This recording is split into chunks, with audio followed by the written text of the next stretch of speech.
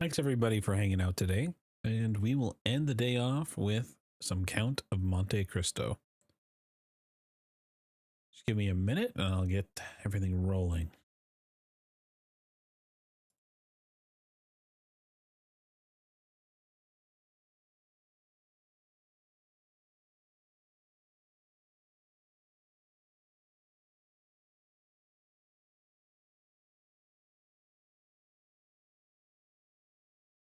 Chapter 14.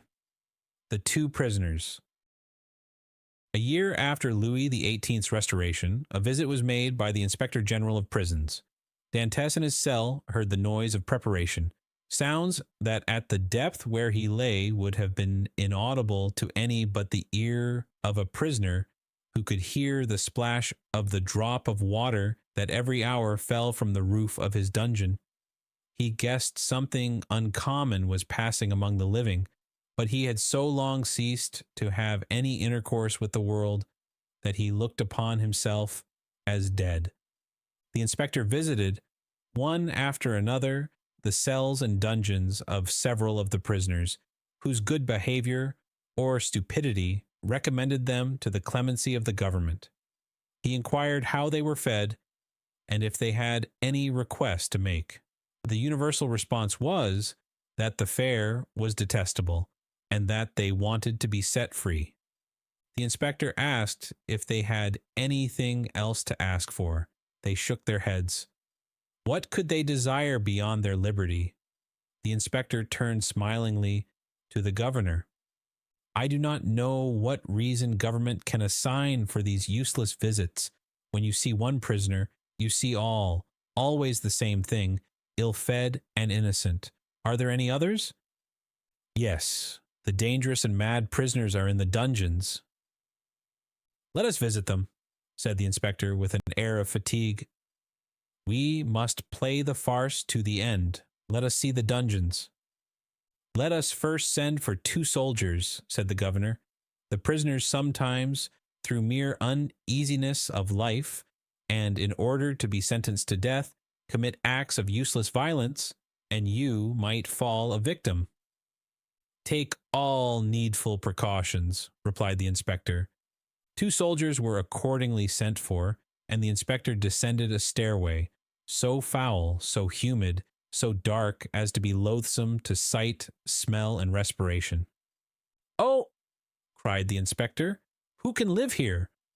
A most dangerous conspirator, a man we are ordered to keep the most strict watch over, as he is daring and resolute. He is alone? Certainly. How long has he been there? Nearly a year. Was he placed here when he first arrived? No, not until he attempted to kill the turnkey who took his food to him. To kill the turnkey? Yes, the very one who is lighting us. Is it not true, Antoine? Asked the governor. True enough. He wanted to kill me, returned the turnkey. He must be mad, said the inspector. He is worse than that. He is a devil, returned the turnkey. Shall I complain of him? Demanded the inspector. Oh, no, it is useless. Besides, he is almost mad now, and in another year he will be quite so. So much the better for him. He will suffer less, said the inspector. He was, as this remark shows, a man full of philanthropy, and in every way fit for his office. You are right, sir, replied the governor, and this remark proves that you have deeply considered the subject. Now we have in a dungeon about 20 feet distant, and to which you descend by another stair, an old abbé, formerly leader of a party in Italy, who has been here since 1811, and in 1813 he went mad, and the change is astonishing. He used to weep, he now laughs, he grew thin, he now grows fat. You had better see him, for his madness is amusing.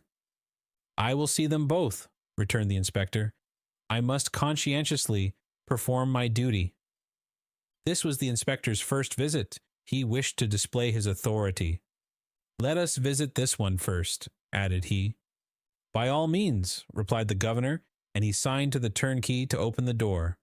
At the sound of the key turning in the lock and the creaking of the hinges, Dantes, who was crouched in a corner of the dungeon, whence he could see the ray of light that came through a narrow iron grating above, raised his head. Seeing a stranger, escorted by 2 turnkeys, holding torches, and accompanied by 2 soldiers, and to whom the governor spoke bareheaded, Dantès, who guessed the truth, and that the moment to address himself to the superior authorities was come, sprang forward with clasped hands. The soldiers interposed their bayonets, for they thought that he was about to attack the inspector, and the latter recoiled 2 or 3 steps. Dantès saw that he was looked upon as dangerous. Then, infusing all the humility he possessed into his eyes and voice, he addressed the inspector and sought to inspire him with pity. The inspector listened attentively, then turning to the governor, observed, "He will become religious. He is already more gentle. He is afraid, and retreated before the bayonets. Madmen are not afraid of anything. I made some curious observations on this at Charenton." Then, turning to the prisoner, "What is it you want?" said he. "I want to know what crime I have committed, to be tried, and if I am guilty, to be shot, if innocent, to be set at liberty." "Are you well fed?" said the inspector. "I believe so. I don't know. It's of no consequence. What matters really, not only to me, but to officers of justice and the king, is that an innocent man should languish in prison, the victim of an infamous denunciation, to die here cursing his executioners." "You are very humble today," remarked the governor. "You are not so always, the other day, for instance, when you tried to kill the turnkey." "It is true, sir, and I beg his pardon, for he has always been very good to me, but I was mad." "And you are not so any longer?" "No, captivity has subdued me. I have been here so long." "So long? When were you arrested, then?" asked the inspector. "The 28th of February, 1815, at 2:30 in the afternoon. Today is the 30th of July, 1816. Why, it is but 17 months." "Only 17 months," replied Dantès. "Oh, you do not know what is 17 months in prison, 17 ages rather, especially to a man who, like me, had arrived at the summit of his ambition, to a man who, like me, was on the point of marrying a woman he adored, who saw an honorable career open before him, and who loses all in an instant, who sees his prospects destroyed, and is ignorant of the fate of his affianced wife, and whether his aged father be still living. 17 months' captivity to a sailor accustomed to the boundless ocean is a worse punishment than human crime ever merited. Have pity on me, then, and ask for me, not intelligence, but a trial, not pardon, but a verdict. A trial, sir. I ask only for a trial that surely cannot be denied to one who is accused." "We shall see," said the inspector. Then, turning to the governor, "On my word, the poor devil touches me. You must show me the proofs against him." "Certainly, but you will find terrible charges." "Monsieur," continued Dantès, "I know it is not in your power to release me, but you can plead for me, you can have me tried, and that is all I ask.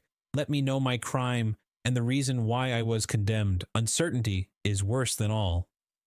"Go on with the lights," said the inspector. "Monsieur," cried Dantès, "I can tell by your voice you are touched with pity. Tell me at least to hope." "I cannot tell you that," replied the inspector. "I can only promise to examine into your case." "Oh, I am free. Then I am saved." "Who arrested you?" "Monsieur Villefort. See him and hear what he says." "Monsieur Villefort is no longer at Marseilles. He is now at Toulouse." "I am no longer surprised at my detention," murmured Dantès, "since my only protector is removed. Had Monsieur de Villefort any cause of personal dislike to you?" "None. On the contrary, he was very kind to me." "I can then rely on the notes he has left concerning you?" "Entirely." "That is well." "Wait patiently, then." Dantès fell on his knees and prayed earnestly. The door closed, but this time a fresh inmate was left with Dantes. Hope? Will you see the register at once? Asked the governor, or proceed to the other cell? Let us visit them all, said the inspector. If I once went up those stairs, I should never have the courage to come down again. Ah, this one is not like the other, and his madness is less affecting than this one's display of reason. What is his folly? He fancies he possesses an immense treasure. The first year he offered government 1,000,000 of francs for his release, the second 2, the third 3, and so on progressively. He is now in his 5th year of captivity. He will ask to speak to you in private and offer you 5 millions. How curious. What is his name? The Abbé Faria. Number 27, said the inspector. It is here. Unlock the door, Antoine. The turnkey obeyed, and the inspector gazed curiously into the chamber of the mad abbé, as the prisoner was usually called.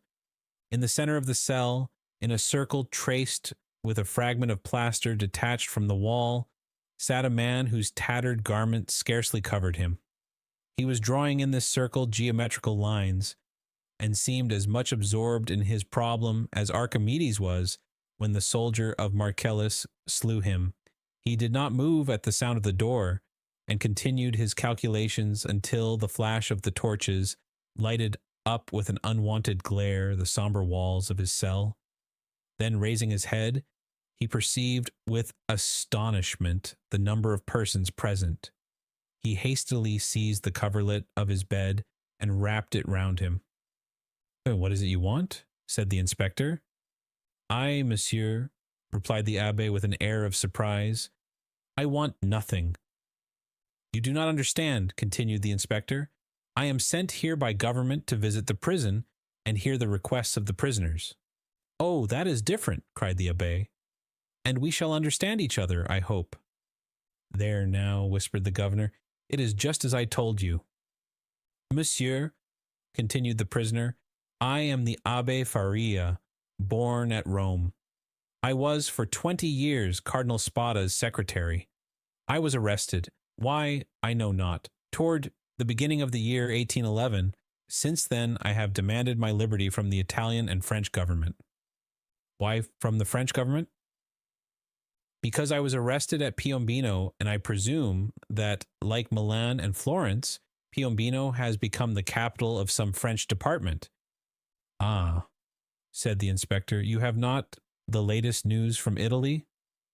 "My information dates from the day on which I was arrested," returned the Abbé Faria.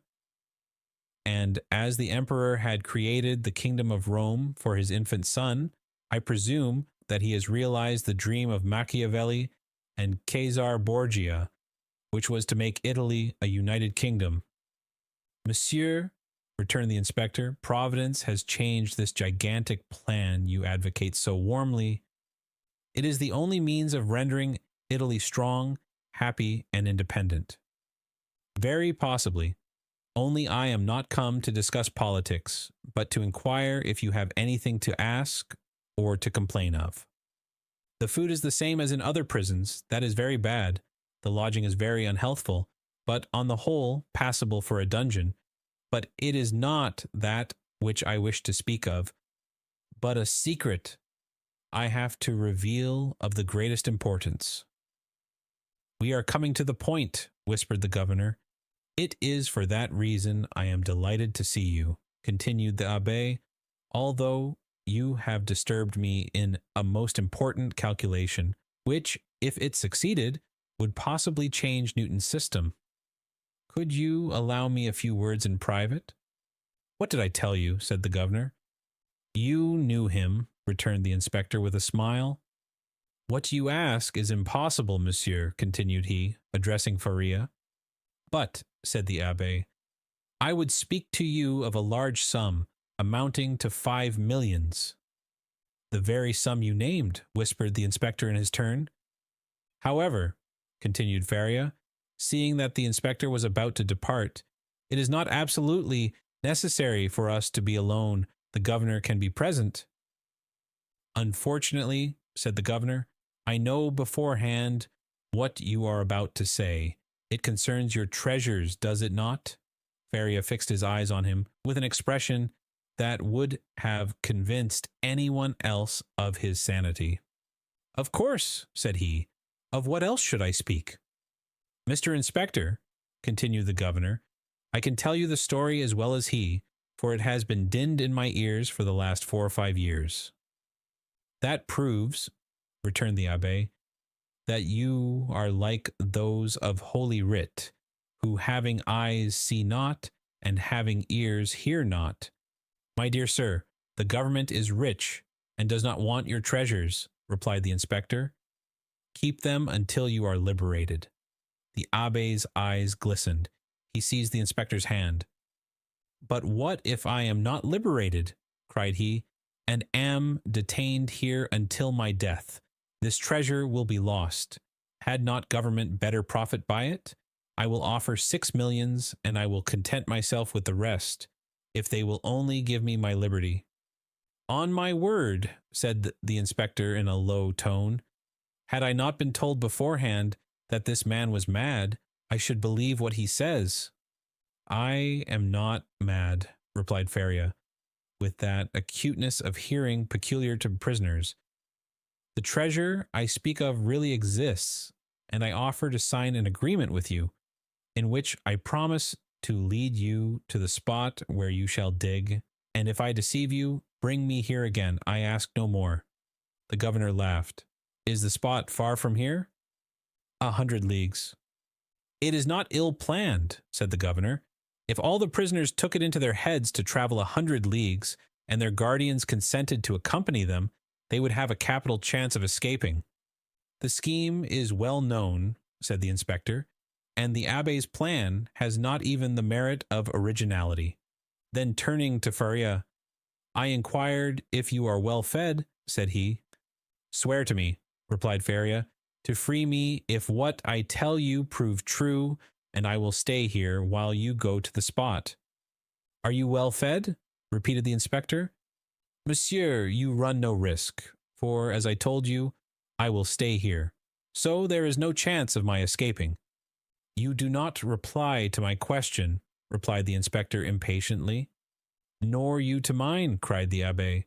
You will not accept my gold, I will keep it for myself. You refuse me my liberty, God will give it me.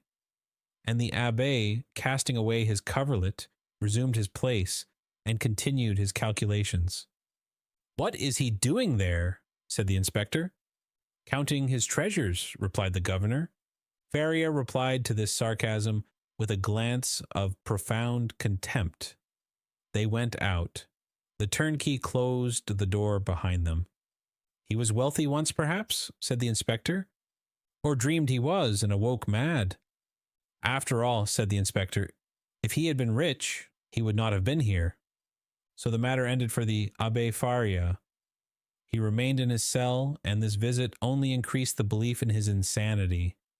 Caligula, or Nero, those treasure-seekers, those desirers of the impossible, would have accorded to the poor wretch, in exchange for his wealth, the liberty he so earnestly prayed for. But the kings of modern times, restrained by the limits of mere probability, have neither courage nor desire. They fear the ear that hears their orders, and the eye that scrutinizes their actions. Formerly, they believed themselves sprung from Jupiter and shielded by their birth. But nowadays, they are not inviolable.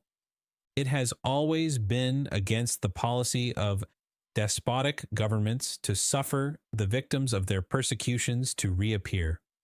As the Inquisition rarely allowed its victims to be seen, with their limbs distorted and their flesh lacerated by torture, so madness is always concealed in its cell. From whence should it depart? It is conveyed to some gloomy hospital, where the doctor has no thought for man or mind in the mutilated being the jailer delivers to him. The very madness of the Abbé Faria, gone mad in prison, condemned him to perpetual captivity. The inspector kept his word with Dantès. He examined the register and found the following note concerning him. Edmond Dantès, violent Bonapartist, took an active part in the return from Elba. The greatest watchfulness and care to be exercised. This note was in a different hand from the rest, which showed that it had been added since his confinement.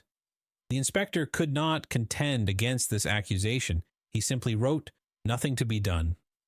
This visit had infused new vigor into Dantes. He had, till then, forgotten the date, but now, with a fragment of plaster, he wrote the date, 30th July, 1816, and made a mark every day in order not to lose his reckoning again. Days and weeks passed away, then months. Dantes still waited. He at first expected to be freed in a fortnight. This fortnight expired. He decided that the inspector would do nothing until his return to Paris, and that he would not reach there until his circuit was finished. He therefore fixed 3 months.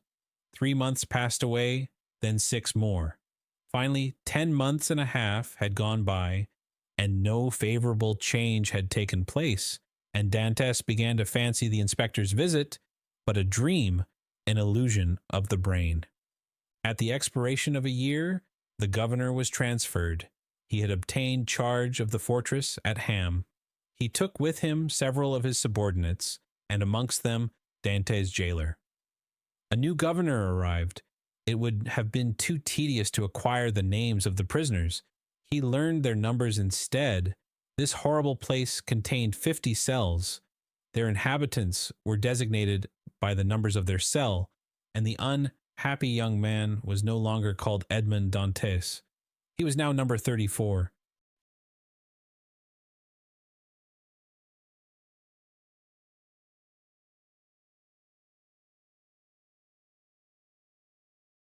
Chapter 15. Number 34 and Number 27. Dantes passed through all the stages of torture natural to prisoners in suspense. He was sustained at first by that pride of conscious innocence which is the sequence to hope. Then he began to doubt his own innocence, which justified in some measure the governor's belief in his mental alienation. And then, relaxing his sentiment of pride, he addressed his supplications, not to God, but to man. God is always the last resource. Unfortunates who ought to begin with God do not have any hope in him till they have exhausted all other means of deliverance.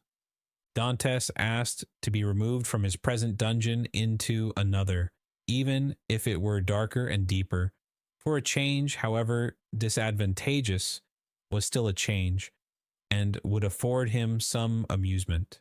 He entreated to be allowed to walk about, to have fresh air, books, and writing materials. His requests were not granted, but he went on asking all the same. He accustomed himself to speaking to the new jailer, although the latter was, if possible, more taciturn than the old one. But still, to speak to a man, even though mute, was something. Dantes spoke for the sake of hearing his own voice. He had tried to speak when alone, but the sound of his voice terrified him.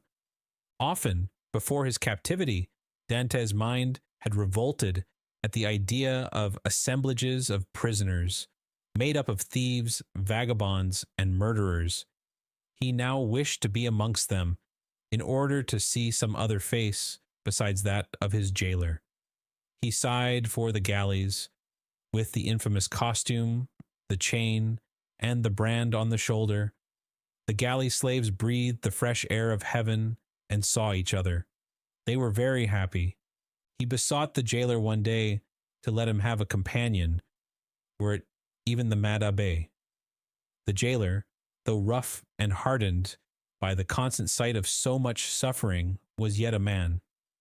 At the bottom of his heart he had often had a feeling of pity for this unhappy young man who suffered so, and he laid the request of number 34 before the governor, but the latter sapiently imagined that Dantes wished to conspire or attempt an escape, and refused his request. Dantes had exhausted all human resources, and he then turned to God. All the pious ideas that had been so long forgotten returned. He recollected the prayers his mother had taught him, and discovered a new meaning in every word. For in prosperity prayers seem but a mere medley of words until misfortune comes and the unhappy sufferer first understands the meaning of the sublime language in which he invokes the pity of heaven. He prayed and prayed aloud, no longer terrified at the sound of his own voice, for he fell into a sort of ecstasy. He laid every action of his life before the Almighty, proposed tasks to accomplish, and at the end of every prayer introduced the entreaty oftener addressed to man than to God. Forgive us our trespasses, as we forgive them that trespass against us. Yet, in spite of his earnest prayers, Dantes remained a prisoner. Then gloom settled heavily upon him. Dantes was a man of great simplicity of thought, and without education, he could not, therefore, in the solitude of his dungeon, traverse in mental vision the history of the ages, bring to life the nations that had perished, and rebuild the ancient cities so vast and stupendous in the light of the imagination, and that pass before the eye glowing with celestial colors in Martin's Babylonian pictures. He could not do this. He whose past life was so short, whose present so melancholy, and his future so doubtful. 19 years of light to reflect upon in eternal darkness. No distraction could come to his aid. His energetic spirit that would have exalted in thus revisiting the past was imprisoned like an eagle in a cage. He clung to one idea, that of his happiness, destroyed without apparent cause by an unheard of fatality. He considered and reconsidered this idea, devoured it, so to speak, as the implacable Ugolino devours the skull of Archbishop Roger in the Inferno of Dante. Rage supplanted religious fervor. Dantes uttered blasphemies that made his jailer recoil with horror, dashed himself furiously against the walls of his prison, wreaked his anger upon everything and chiefly upon himself, so that the least thing, a grain of sand, a straw, or a breath of air that annoyed him, led to paroxysm of fury. Then the letter that Villefort had showed to him recurred to his mind, and every line gleamed forth in fiery letters on the wall like the Mene, Mene, Tekel Upharsin of Belshazzar. He told himself that it was the enmity of man, and not the vengeance of heaven, that had thus plunged him into the deepest misery. He consigned his unknown persecutors to the most horrible tortures he could imagine, and found them all insufficient, because after torture came death, and after death, if not repose, at least the boon of unconsciousness. By dint of constantly dwelling on the idea that tranquility was death, and if punishment were the end in view, other tortures, then death must be invented, he began to reflect on suicide. Unhappy he, who, on the brink of misfortune, broods over ideas like these. Before him is a dead sea that stretches in azure calm before the eye, but he who unwarily ventures within its embrace finds himself struggling with a monster that would drag him down to perdition. Once thus ensnared, unless the protecting hand of God snatch him thence, all is over, and his struggles but tend to hasten his destruction. This state of mental anguish is, however, less terrible than the sufferings that precede or the punishment that possibly will follow. There is a sort of consolation at the contemplation of the yawning abyss, at the bottom of which lie darkness and obscurity. Edmund found some solace in these ideas. All his sorrows, all his sufferings, with their train of gloomy specters, fled from his cell when the angel of death seemed about to enter. Dantes reviewed his past life with composure, and looking forward with terror to his future existence, chose that middle line that seemed to afford him a refuge.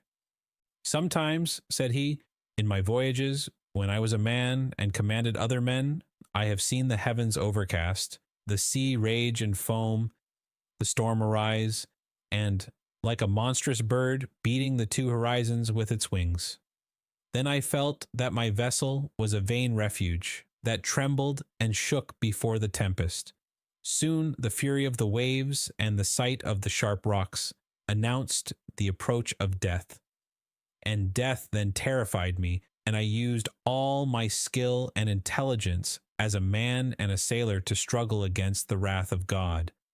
But I did so because I was happy, because I had not courted death, because to be cast upon a bed of rocks and seaweed seemed terrible, because I was unwilling that I, a creature made for the service of God, should serve for food to the gulls and ravens.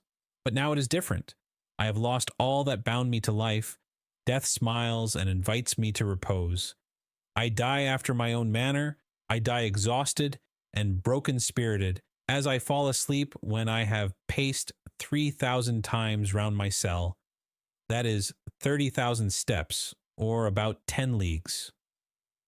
No sooner had this idea taken possession of him than he became more composed, arranged his couch to the best of his power, ate little and slept less, and found existence almost supportable, because he felt that he could throw it off at pleasure like a worn-out garment.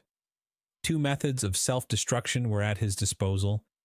He could hang himself with his handkerchief to the window bars, or refuse food and die of starvation. But the first was repugnant to him. Dantes had always entertained the greatest horror of pirates, who are hung up to the yardarm. He would not die by what seemed an infamous death. He resolved to adopt the second, and began that day to carry out his resolve. Nearly 4 years had passed away. At the end of the second, he had ceased to mark the lapse of time. Dantes said, "I wish to die," and had chosen the manner of his death, and fearful of changing his mind, he had taken an oath to die. "When my morning and evening meals are brought," thought he, "I will cast them out of the window, and they will think that I have eaten them." He kept his word. Twice a day he cast out through the barred aperture the provisions his jailer brought him, at first gaily, then with deliberation, and at last with regret. Nothing but the recollection of his oath gave him strength to proceed. Hunger made viands once repugnant, now acceptable. He held the plate in his hand for an hour at a time, and gazed thoughtfully at the morsel of bad meat, of tainted fish, of black and moldy bread. It was the last yearning for life, contending with the resolution of despair. Then his dungeon seemed less somber, his prospects less desperate. He was still young. He was only 4 or 5 and 20. He had nearly 50 years to live. What unforeseen events might not open his prison door and restore him to liberty? Then he raised to his lips the repast that, like a voluntary Tantalus, he refused himself, but he thought of his oath, and he would not break it. He persisted until, at last, he had not sufficient strength to rise and cast his supper out of the loophole. The next morning he could not see or hear. The jailer feared he was dangerously ill. Edmund hoped he was dying. Thus the day passed away. Edmund felt a sort of stupor creeping over him, which brought with it a feeling almost of content. The gnawing pain at his stomach had ceased. His thirst had abated. When he closed his eyes, he saw myriads of lights dancing before them like the will-o'-the-wisps that play about the marshes. It was the twilight of that mysterious country called death. Suddenly, about 9 o'clock in the evening, Edmund heard a hollow sound in the wall against which he was lying. So many loathsome animals inhabited the prison that their noise did not in general awake him, but whether abstinence had quickened his faculties, or whether the noise was really louder than usual, Edmund raised his head and listened. It was a continual scratching, as if made by a huge claw, a powerful tooth, or some iron instrument attacking the stones. Although weakened, the young man's brain instantly responded to the idea that haunts all prisoners, liberty. It seemed to him that heaven had at length taken pity on him, and had sent this noise to warn him on the very brink of the abyss. Perhaps one of those beloved ones he had so often thought of was thinking of him and striving to diminish the distance that separated them. No, doubtless he was deceived, and it was but one of those dreams that forerun death. Edmund still heard the sound. It lasted nearly 3 hours. He then heard a noise of something falling, and all was silent. Some hours afterwards, it began again, nearer and more distinct. Edmund was intensely interested. Suddenly, the jailer entered. For a week since he had resolved to die, and during the 4 days that he had been carrying out his purpose, Edmund had not spoken to the attendant, had not answered him when he inquired what was the matter with him, and turned his face to the wall when he looked too curiously at him. But now the jailer might hear the noise and put an end to it, and so destroy a ray of something like hope that soothed his last moments. The jailer brought him his breakfast. Dantes raised himself up and began to talk about everything, about the bad quality of the food, about the coldness of his dungeon, grumbling and complaining in order to have an excuse for speaking louder and wearying the patience of his jailer, who, out of kindness of heart, had brought broth and white bread for his prisoner. Fortunately, he fancied that Dante was delirious, and placing the food on the rickety table, he withdrew. Edmund listened, and the sound became more and more distinct. There can be no doubt about it, thought he. It is some prisoner who is striving to obtain his freedom. Oh, if I were only there to help him! Suddenly another idea took possession of his mind, so used to misfortune that it was scarcely capable of hope. The idea that the noise was made by workmen the governor had ordered to repair the neighboring dungeon. It was easy to ascertain this, but how could he risk the question? It was easy to call his jailer's attention to the noise and watch his countenance as he listened, but might he not by this means destroy hopes far more important than the short-lived satisfaction of his own curiosity? Unfortunately, Edmund's brain was still so feeble that he could not bend his thoughts to anything in particular. He saw but one means of restoring lucidity and clearness to his judgment. He turned his eyes towards the soup which the jailer had brought, rose, staggered towards it, raised the vessel to his lips, and drank off the contents with a feeling of indescribable pleasure. He had the resolution to stop with this. He had often heard that shipwrecked persons had died through having eagerly devoured too much food. Edmund replaced on the table the bread he was about to devour and returned to his couch. He did not wish to die. He soon felt that his ideas became again collected. He could think and strengthen his thoughts by reasoning. Then he said to himself, I must put this to the test, but without compromising anybody. If it is a workman, I need but knock against the wall, and he will cease to work in order to find out who is knocking and why he does so. But as his occupation is sanctioned by the governor, he will soon resume it. If, on the contrary, it is a prisoner, the noise I make will alarm him. He will cease, and not begin again until he thinks everyone is asleep. Edmund rose again, but this time his legs did not tremble, and his sight was clear. He went to a corner of his dungeon, detached a stone, and with it knocked against the wall where the sound came.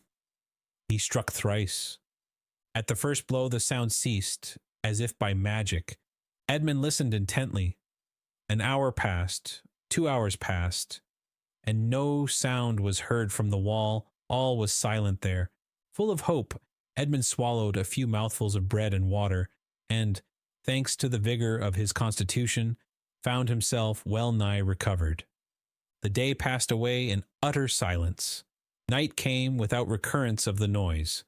It is a prisoner, said Edmund joyfully. His brain was on fire, and life and energy returned. The night passed in perfect silence. Edmund did not close his eyes. In the morning, the jailer brought him fresh provisions. He had already devoured those of the previous day. He ate these, listening anxiously for the sound, walking round and round his cell, shaking the iron bars of the loophole, restoring vigor and agility to his limbs by exercise, and so preparing himself for his future destiny. At intervals, he listened to learn if the noise had not begun again, and grew impatient at the prudence of the prisoner, who did not guess he had been disturbed by a captive as anxious for liberty as himself. 3 days passed, 72 long, tedious hours, which he counted off by minutes.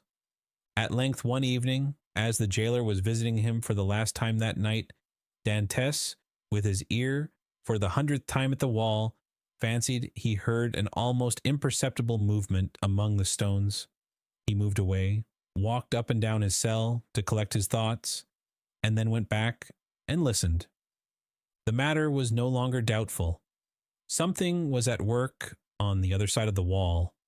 The prisoner had discovered the danger and had substituted a lever for a chisel. And encouraged by this discovery, Edmund determined to assist the indefatigable laborer.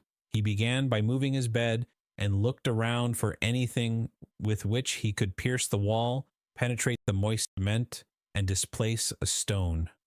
He saw nothing. He had no knife or sharp instrument. The window grating was of iron, but he had too often assured himself of its solidity. All his furniture consisted of a bed, a chair, a table, a pail, and a jug.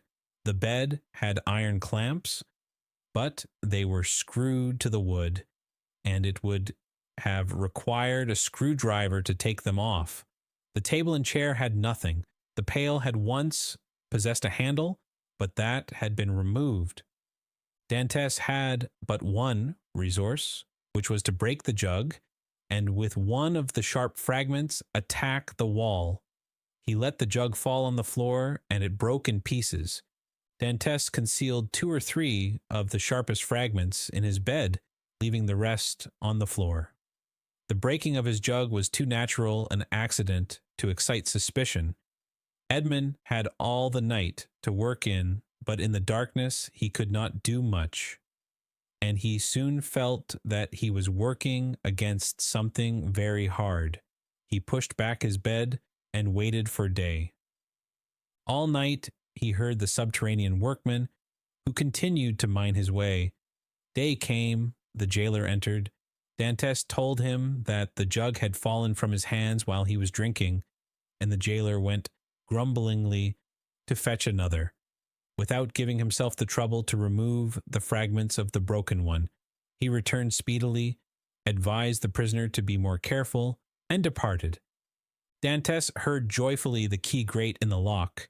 He listened until the sound of steps died away, and then, hastily displacing his bed, saw by the faint light that penetrated into his cell that he had labored uselessly the previous evening in attacking the stone instead of removing the plaster that surrounded it.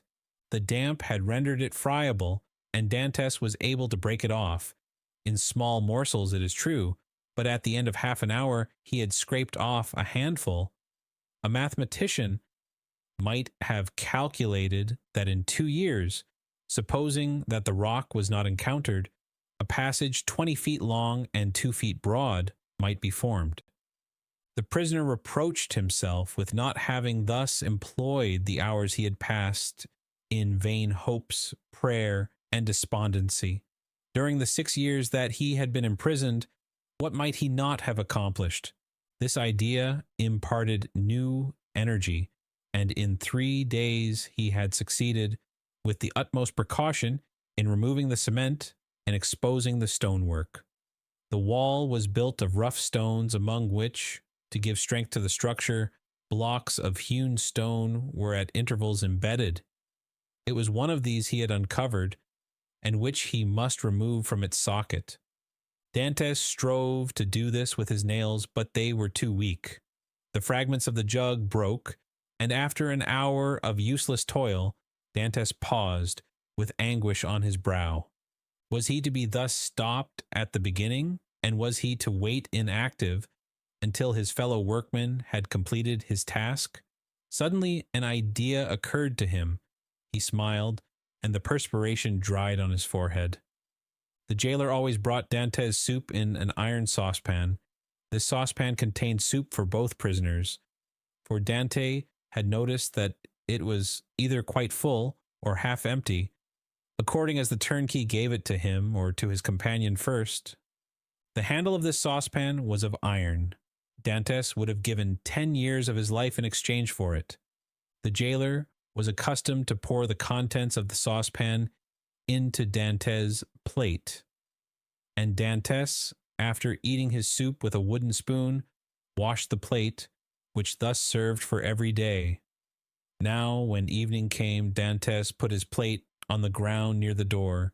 The jailer, as he entered, stepped on it and broke it. This time he could not blame Dantes. He was wrong to leave it there, but the jailer was wrong not to have looked before him. The jailer, therefore, only grumbled. Then he looked about for something to pour the soup into. Dantes' entire dinner service consisted of one plate. There was no alternative. "Leave the saucepan," said Dantes. "You can take it away when you bring me my breakfast."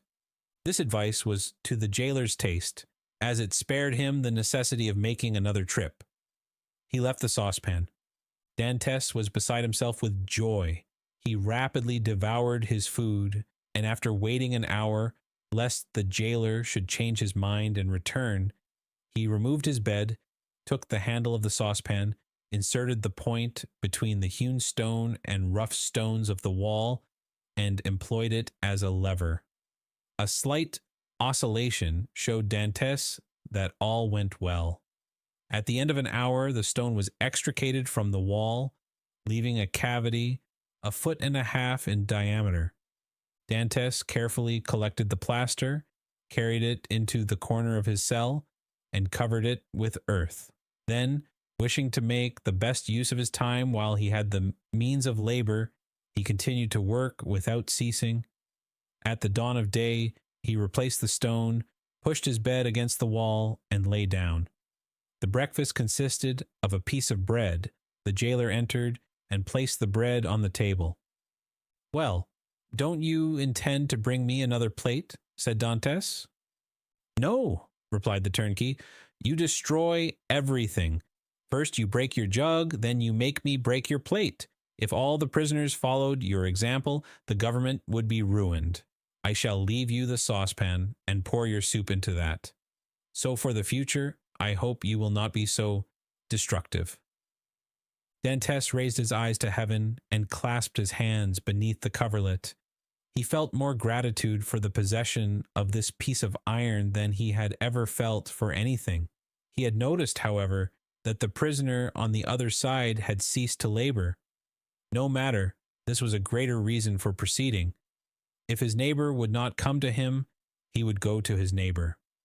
All day he toiled on untiringly, and by the evening he had succeeded in extracting 10 handfuls of plaster and fragments of stone. When the hour for his jailer's visit arrived, Dante straightened the handle of the saucepan as well as he could and placed it in its accustomed place. The turnkey poured his ration of soup into it, together with the fish. For thrice a week the prisoners were deprived of meat. This would have been a method of reckoning time, had not Dantes long ceased to do so. Having poured out the soup, the turnkey retired. Dantes wished to ascertain whether his neighbor had really ceased to work. He listened. All was silent, as it had been for the last 3 days. Dantes sighed. It was evident that his neighbor distrusted him. However, he toiled on all the night without being discouraged. But after 2 or 3 hours he encountered an obstacle. The iron made no impression, but met with a smooth surface. Dante touched it, and found that it was a beam.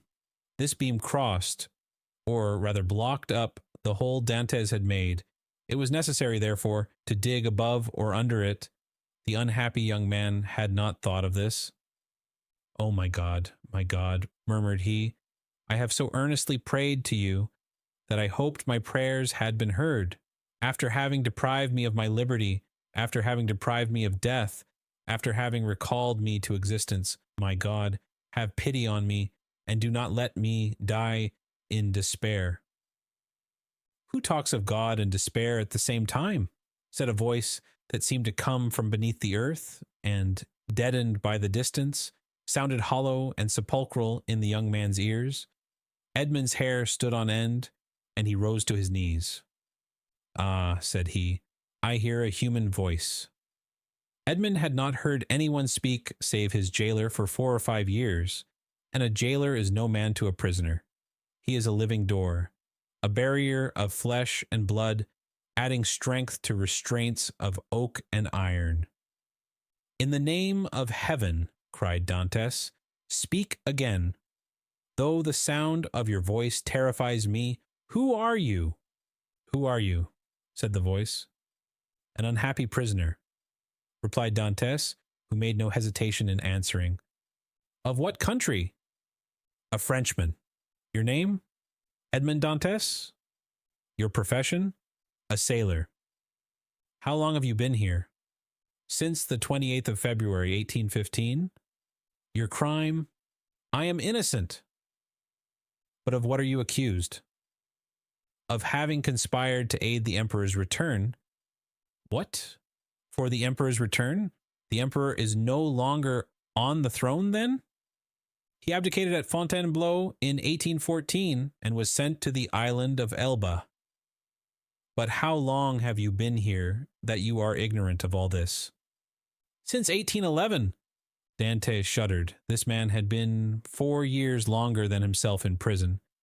"Do not dig any more," said the voice. "Only tell me, how high up is your excavation?" "On a level with the floor." "How is it concealed?" "Behind my bed." "Has your bed been moved since you have been a prisoner?" "No." "What is your chamber open on?" "A corridor." "And the corridor?" "On a court." "Alas," murmured the voice. "Oh, what is the matter?" cried Dantes. "I have made a mistake owing to an error in my plans. I took the wrong angle, and have come out 15 feet from where I intended. I took the wall you are mining for the outer wall of the fortress." "But then you would be close to the sea?" "That is what I hoped." "And supposing you had succeeded?"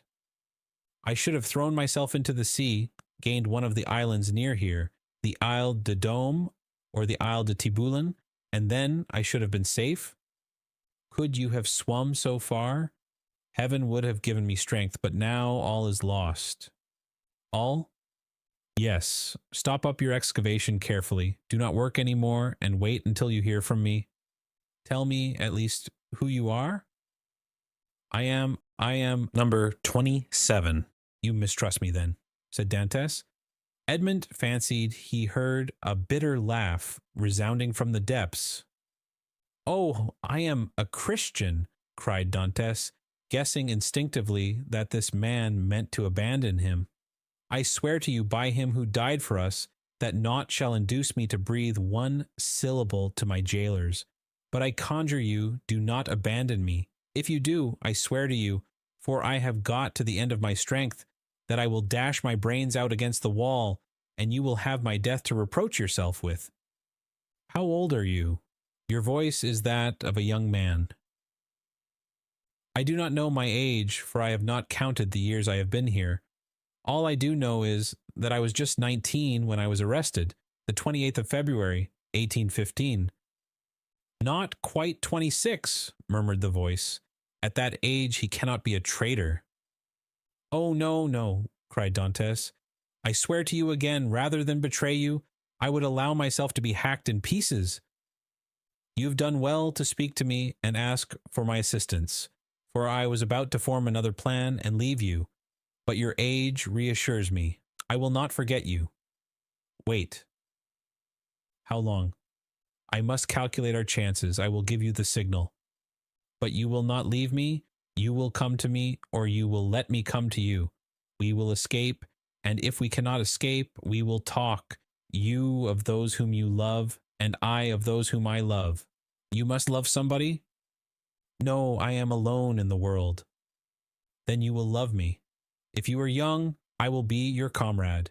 If you are old, I will be your son. I have a father who is 70 if he yet lives. I only love him and a young girl called Mercedes. My father has not yet forgotten me, I am sure, but God alone knows if she loves me still. I shall love you as I loved my father." "It is well," returned the voice. "Tomorrow." These few words were uttered with an accent that left no doubt of his sincerity. Dantès rose, dispersed the fragments with the same precaution as before, and pushed his bed back against the wall. He then gave himself up to his happiness. He would no longer be alone. He was, perhaps, about to regain his liberty. At the worst, he would have a companion, and captivity that is shared is but half captivity. Plaints made in common are almost prayers, and prayers where 2 or 3 are gathered together invoke the mercy of heaven. All day Dantès walked up and down his cell. He sat down occasionally on his bed, pressing his hand on his heart. At the slightest noise he bounded towards the door. Once or twice the thought crossed his mind that he might be separated from this unknown whom he loved already, and then his mind was made up. When the jailer moved his bed and stooped to examine the opening, he would kill him with his water jug. He would be condemned to die, but he was about to die of grief and despair when this miraculous noise recalled him to life. The jailer came in the evening. Dantès was on his bed. It seemed to him that thus he better guarded the unfinished opening. Doubtless there was a strange expression in his eyes, for the jailer said, "Come, are you going mad again?" Dantès did not answer. He feared that the emotion of his voice would betray him. The jailer went away, shaking his head. Night came. Dantès hoped that his neighbor would profit by the silence to address him, but he was mistaken. The next morning, however, just as he removed his bed from the wall, he heard 3 knocks. He threw himself on his knees. "Is it you?" said he. "I am here." "Is your jailer gone?" "Yes," said Dantès. "He will not return until the evening, so that we have 12 hours before us." "I can work then?" said the voice. "Oh, yes, yes, this instant I entreat you." In a moment that part of the floor on which Dantès was resting his 2 hands, as he knelt with his head in the opening, suddenly gave way. He drew back smartly, while a mass of stones and earth disappeared in a hole that opened beneath the aperture he himself had formed. Then from the bottom of this passage, the depth of which it was impossible to measure, he saw appear, first the head, then the shoulders, and lastly the body of a man, who sprang lightly into his cell. Chapter 16. A Learned Italian. Seizing in his arms the friend so long and ardently desired, Dantès almost carried him towards the window, in order to obtain a better view of his features by the aid of the imperfect light that struggled through the grating. He was a man of small stature, with hair blanched rather by suffering and sorrow than by age. He had a deep-set, penetrating eye, almost buried beneath the thick gray eyebrow, and a long and still black beard reaching down to his breast. His thin face, deeply furrowed by care, and the bold outline of his strongly marked features, betokened a man more accustomed to exercise his mental faculties than his physical strength. Large drops of perspiration were now standing on his brow, while the garments that hung about him were so ragged that one could only guess at the pattern upon which they had originally been fashioned. The stranger might have numbered 60 or 65 years, but a certain briskness and appearance of vigor in his movements made it probable that he was aged more from captivity than the course of time. He received the enthusiastic greeting of his young acquaintance with evident pleasure, as though his chilled affections were rekindled and invigorated by his contact with one so warm and ardent. He thanked him with grateful cordiality for his kindly welcome, although he must at that moment have been suffering bitterly to find another dungeon where he had fondly reckoned on discovering a means of regaining his liberty. "Let us first see," said he, "whether it is possible to remove the traces of my entrance here.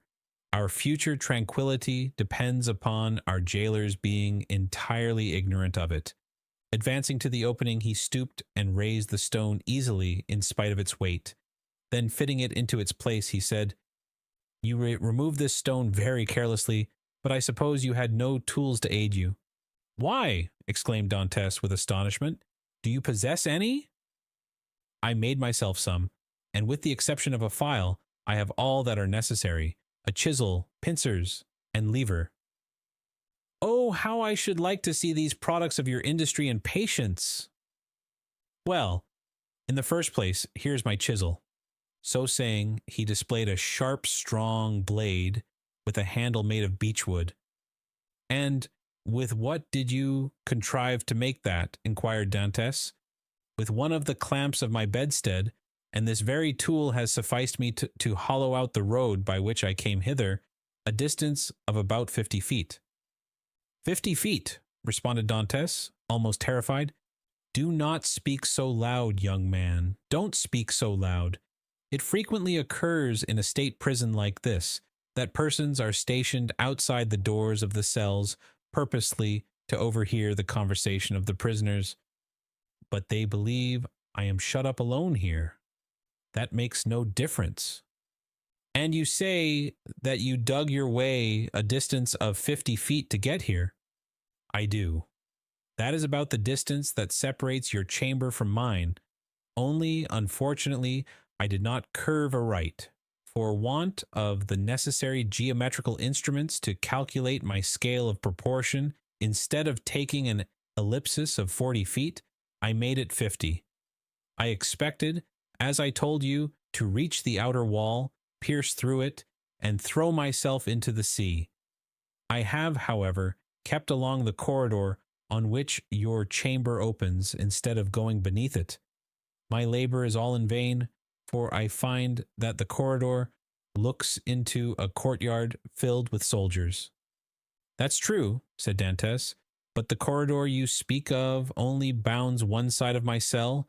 There are 3 others. Do you know anything of their situation?"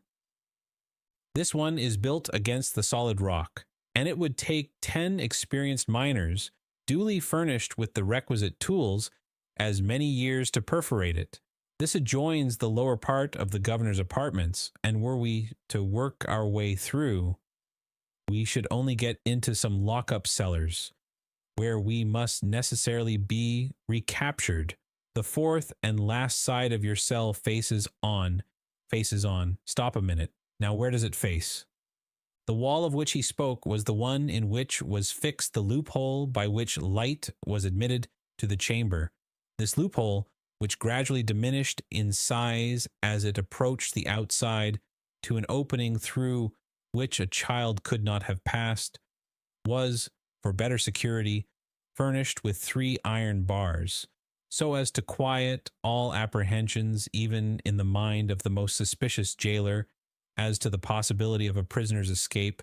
As the stranger asked the question, he dragged the table beneath the window.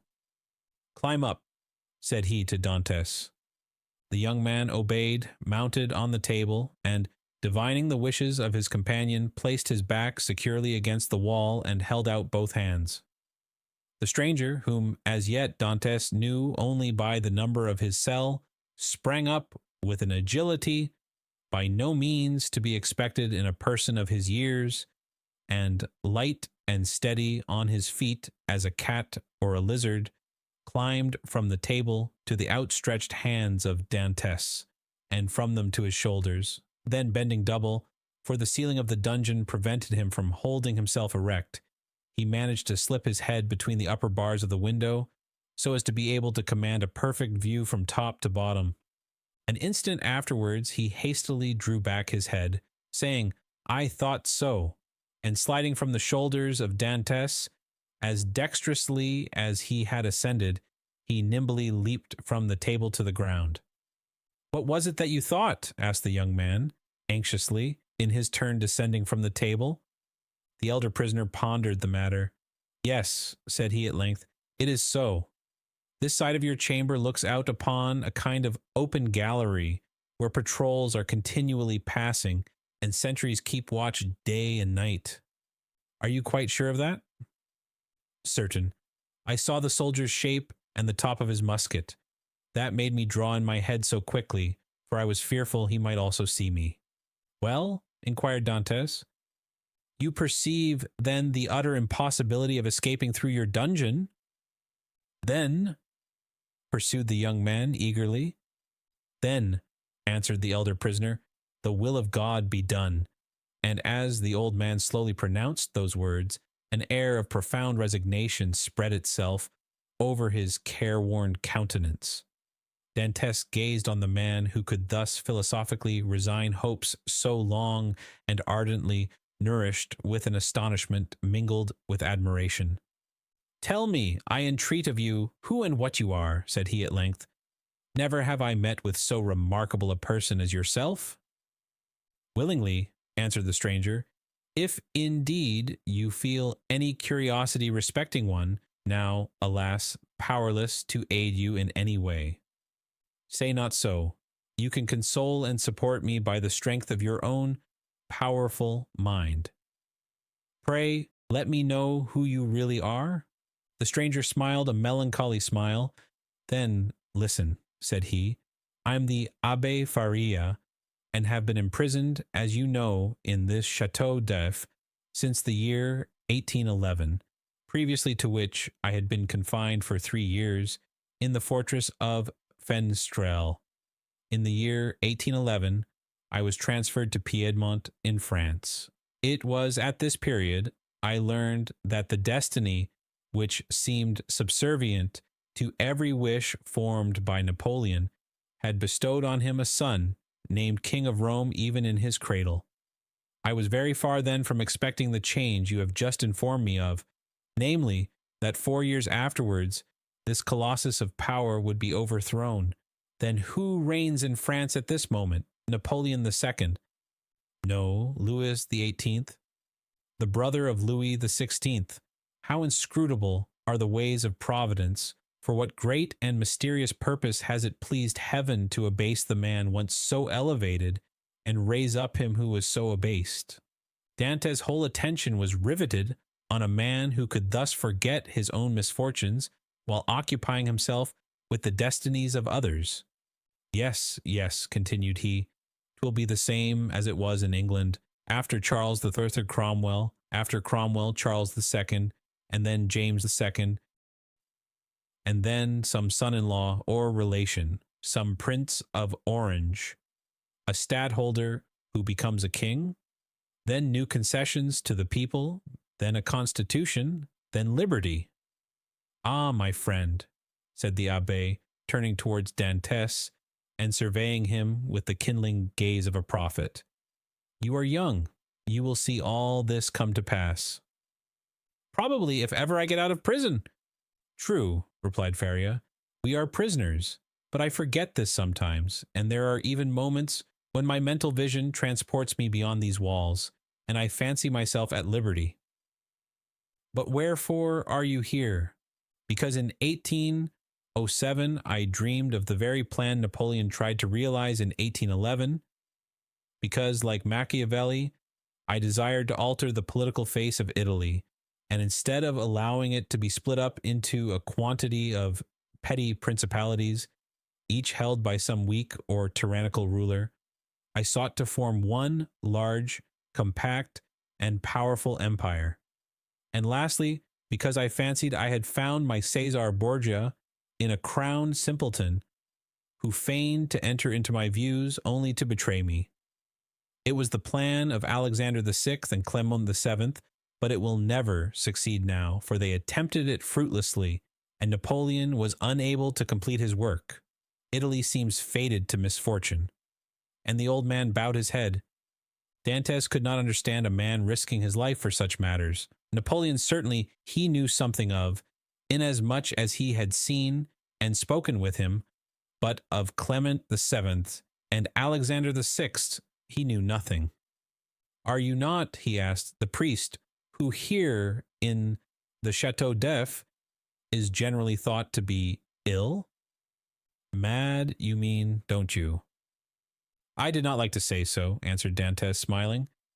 "Well, then," resumed Faria with a bitter smile, "let me answer your question in full. by acknowledging that I am the poor mad prisoner of the Chateau d'If, for many years permitted to amuse the different visitors with what is said to be my insanity, and, in all probability, I should be promoted to the honor of making sport for the children, if such innocent beings could be found in an abode devoted like this to suffering and despair. Dantès remained for a short time mute and motionless. At length he said, "Then you abandon all hope of escape?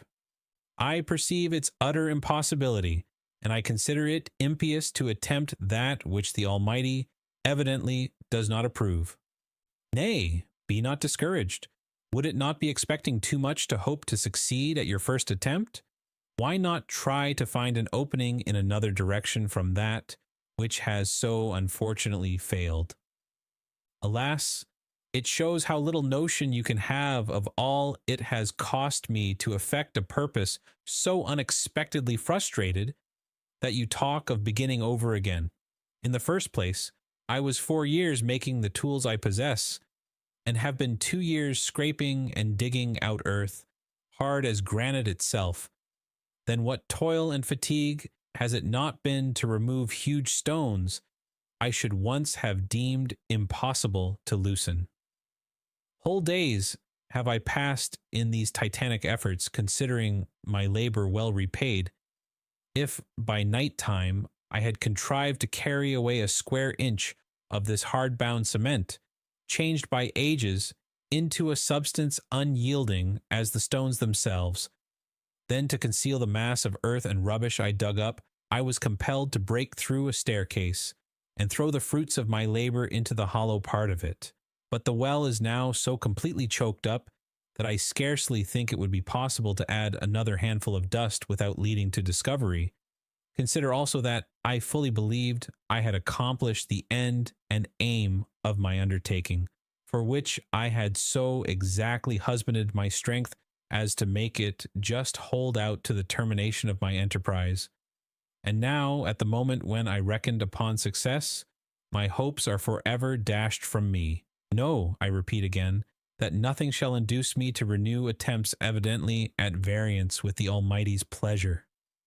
Dantès held down his head, that the other might not see how joy at the thought of having a companion outweighed the sympathy he felt for the failure of the abbé's plans. The abbé sank upon Edmund's bed, while Edmund himself remained standing. Escape had never once occurred to him. There are, indeed, some things which appear so impossible that the mind does not dwell on them for an instant. To undermine the ground for 50 feet, to devote 3 years to a labor which, if successful, would conduct you to a precipice overhanging the sea, to plunge into the waves from the height of 50, 60, perhaps 100 feet, at the risk of being dashed to pieces against the rocks, should you have been fortunate enough to have escaped the fire of the sentinels. And even, supposing all these perils passed, then to have to swim for your life a distance of at least 3 miles ere you could reach the shore, were difficulties so startling and formidable that Dantès had never even dreamed of such a scheme, resigning himself rather to death. But the sight of an old man clinging to life with so desperate a courage gave a fresh turn to his ideas, and inspired him with new courage. Another, older and less strong than he, had attempted what he had not had sufficient resolution to undertake, and had failed only because of an error in calculation. This same person, with almost incredible patience and perseverance, had contrived to provide himself with tools requisite for so unparalleled an attempt. Another had done all this. Why, then, was it impossible to Dantès? Faria had dug his way through 50 feet. Dantès would dig 100. Faria, at the age of 50, had devoted 3 years to the tasks. He, who was but half as old, would sacrifice 6. Faria, a priest and savant, had not shrunk from the idea of risking his life by trying to swim a distance of 3 miles to one of the islands, Dôme, Ratonneau, or Le Maire. Should a hardy sailor, an experienced diver like himself, shrink from a similar task? Should he, who had so often, for mere amusement's sake, plunged to the bottom of the sea to fetch up the bright coral branch, hesitate to entertain the same project? He could do it in an hour, and how many times had he, for pure pastime, continued in the water for more than twice as long? At once, Dantes resolved to follow the brave example of his energetic companion, and to remember that what has once been done may be done again. After continuing some time in profound meditation, the young man suddenly exclaimed, "I have found what you were in search of." Faria started. "Have you indeed?" cried he, raising his head with quick anxiety. "Pray, let me know what it is you have discovered." "The corridor through which you have bored your way from the cell you occupy here extends in the same direction as the outer gallery, does it not?" "It does." "And is not above 15 feet from it?" "About that." "Well, then I will tell you what we must do. We must pierce through the corridor by forming a side opening about the middle, as it were the top part of a cross. This time you will lay your plans more accurately. We shall get out into the gallery you have described, kill the sentinel who guards it, and make our escape. All we require to ensure success is courage, and that you possess, and strength, which I am not deficient in. As for patience, you have abundantly proved yours. You shall now see me prove mine." "One instant, my dear friend," replied the abbé. "It is clear you do not understand the nature of the courage with which I am endowed, and what use I intend making of my strength. As for patience, I considers that I have abundantly exercised that in beginning every morning the task of the night before, and every night renewing the task of the day. But then, young man, and I pray of you to give me your full attention, then I thought I could not be doing anything displeasing to the Almighty in trying to set an innocent being at liberty, one who had committed no offense and merited not condemnation." "And have your notions changed?" asked Dantes with much surprise. "Do you think yourself more guilty in making the attempt since you have encountered me?" "No, neither do I wish to incur guilt. Hitherto I have fancied myself merely waging war against circumstances, not men. I have thought it no sin to bore through a wall or destroy a staircase, but I cannot so easily persuade myself to pierce a heart or take away a life." A slight movement of surprise escaped Dantes. "Is it possible," said he, "that where your liberty is at stake, you can allow any such scruple to deter you from obtaining it?"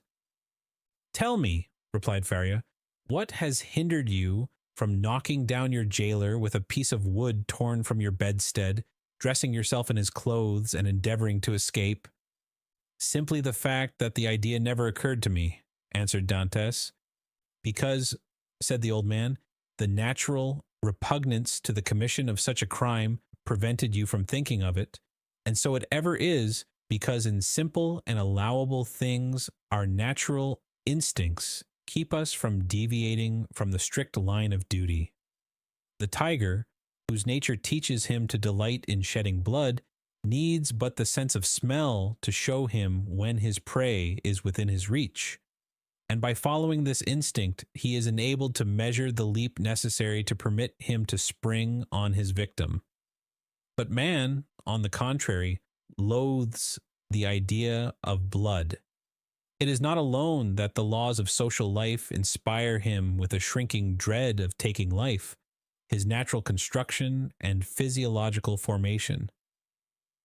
Dantes was confused and silent at this explanation of the thoughts which had unconsciously been working in his mind, or rather soul.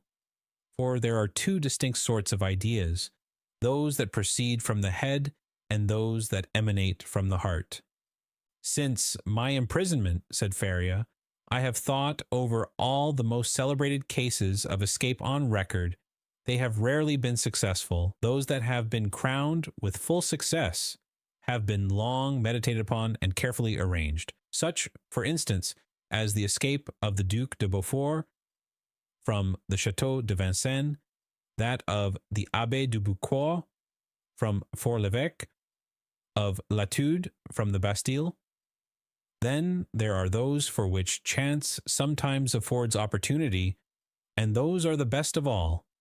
Let us, therefore, wait patiently for some favorable moment, and when it presents itself, profit by it. Ah, said Dantès, you might well enjoy the tedious delay. You were constantly employed in the task you set yourself, and when weary with toil, you had your hopes to refresh and encourage you. I assure you, replied the old man, I did not turn to that source for recreation or support. What did you do then? I wrote or studied. Were you then permitted the use of pens, ink, and paper? Oh no, answered the abbé. I had none but what I made for myself. You made paper, pens, and ink? Yes. Dantès gazed with admiration, but he had some difficulty in believing. Faria saw this.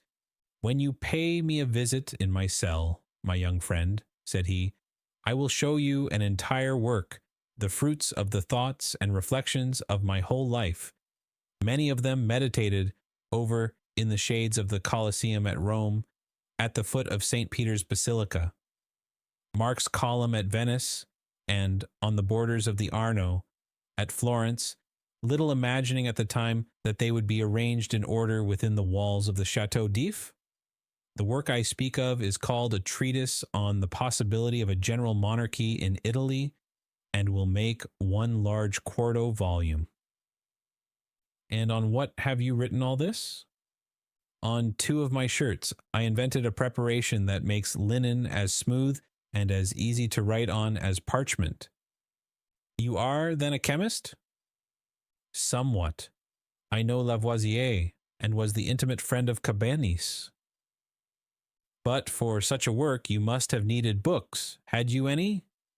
I had nearly 5,000 volumes in my library at Rome, but after reading them over many times, I found out that with 150 well-chosen books a man possesses, if not a complete summary of all human knowledge, at least all that a man need really know. I devoted 3 years of my life to reading and studying these 150 volumes, till I knew them nearly by heart, so that, since I have been in prison, a very slight effort of memory has enabled me to recall their contents as readily as though the pages were open before me. I could recite you the whole of Thucydides, Xenophon, Plutarch, Titus, Livius, Tacitus, Strada, Jornandes, Dante, Montaigne, Shakespeare, Spinoza, Machiavelli, and Bossuet. I name only the most important. You are doubtless acquainted with a variety of languages, so as to have been able to read all these? Yes, I speak 5 of the modern tongues, that is to say, German, French, Italian, English, and Spanish. By the aid of ancient Greek, I learned modern Greek. I don't speak it so well as I could wish, but I am still trying to improve myself. Improve yourself, repeated Dantès. Why, how can you manage to do so? Why, I made a vocabulary of the words I knew, turned, returned, and arranged them, so as to enable me to express my thoughts through their medium. I know nearly 1,000 words, which is all that is absolutely necessary, although I believe there are nearly 100,000 in the dictionaries. I cannot hope to be very fluent, but I certainly should have no difficulty in explaining my wants and wishes, and that would be quite as much as I should ever require. Stronger grew the wonder of Dantès, who almost fancied he had to do with one gifted with supernatural powers, still hoping to find some imperfection which might bring him down to a level with human beings. He added, Then, if you were not furnished with pens, how did you manage to write the work you speak of? I made myself some excellent ones, which would be universally preferred to all others if once known. You are aware what huge whitings are served to us on maigre days. Well, I selected the cartilages of the heads of these fishes, and you can scarcely imagine the delight with which I welcomed the arrival of each Wednesday, Friday, and Saturday. as affording me the means of increasing my stock of pens, for I will freely confess that my historical labors have been my greatest solace and relief. While retracing the past, I forget the present, and traversing at will the path of history, I cease to remember that I am myself a prisoner. But the ink, said Dantes, of what did you make your ink? There was formerly a fireplace in my dungeon, replied Faria, but it was closed up long ere I became an occupant of this prison. Still, it must have been many years in use, for it was thickly covered with a coating of soot. This soot I dissolved in a portion of the wine brought to me every Sunday, and I assure you, a better ink cannot be desired. For very important notes, for which closer attention is required, I pricked one of my fingers and wrote with my own blood. And when, asked Dantes, may I see all this? Whenever you please, replied the abbé. Oh, then let it be directly, exclaimed the young man. Follow me, then, said the abbé, as he re-entered the subterranean passage, in which he soon disappeared, followed by Dantes.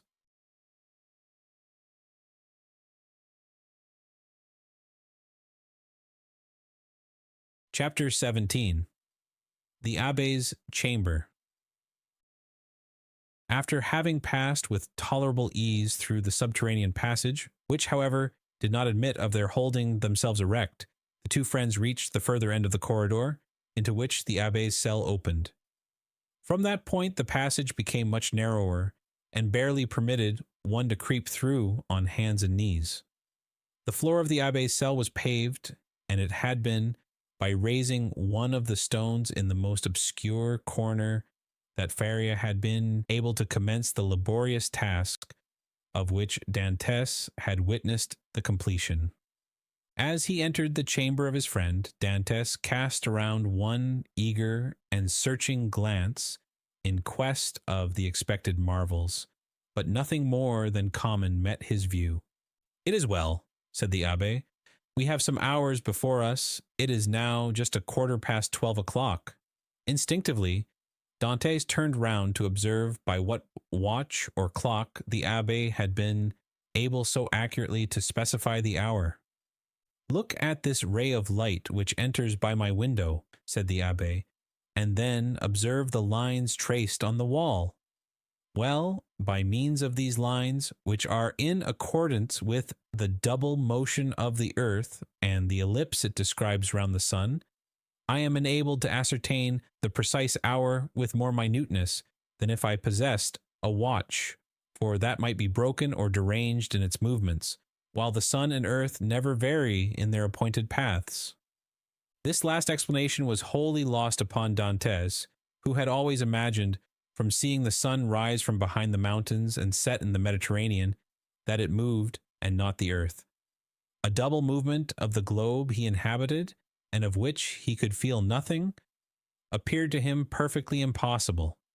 Each word that fell from his companion's lips seemed fraught with the mysteries of science, as worthy of digging out as the gold and diamonds in the mines of Gujarat and Golconda, which he could just recollect having visited during a voyage made in his earliest youth.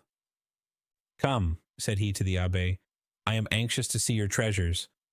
The abbé smiled, and proceeding to the disused fireplace, raised by the help of his chisel a long stone, which had doubtless been the hearth, beneath which was a cavity of considerable depth, serving as a safe depository of the articles mentioned to Dantes.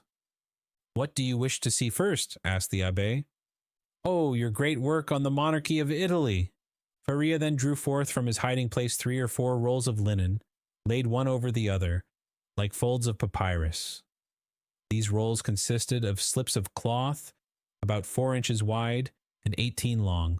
They were all carefully numbered and closely covered with writing, so legible that Dantes could easily read it, as well as make out the sense, it being in Italian, a language he, as a Provençal, perfectly understood. There, said he, there is the work complete. I wrote the word finis at the end of the 68th strip about a week ago. I have torn up 2 of my shirts and as many handkerchiefs as I was master of to complete the precious pages.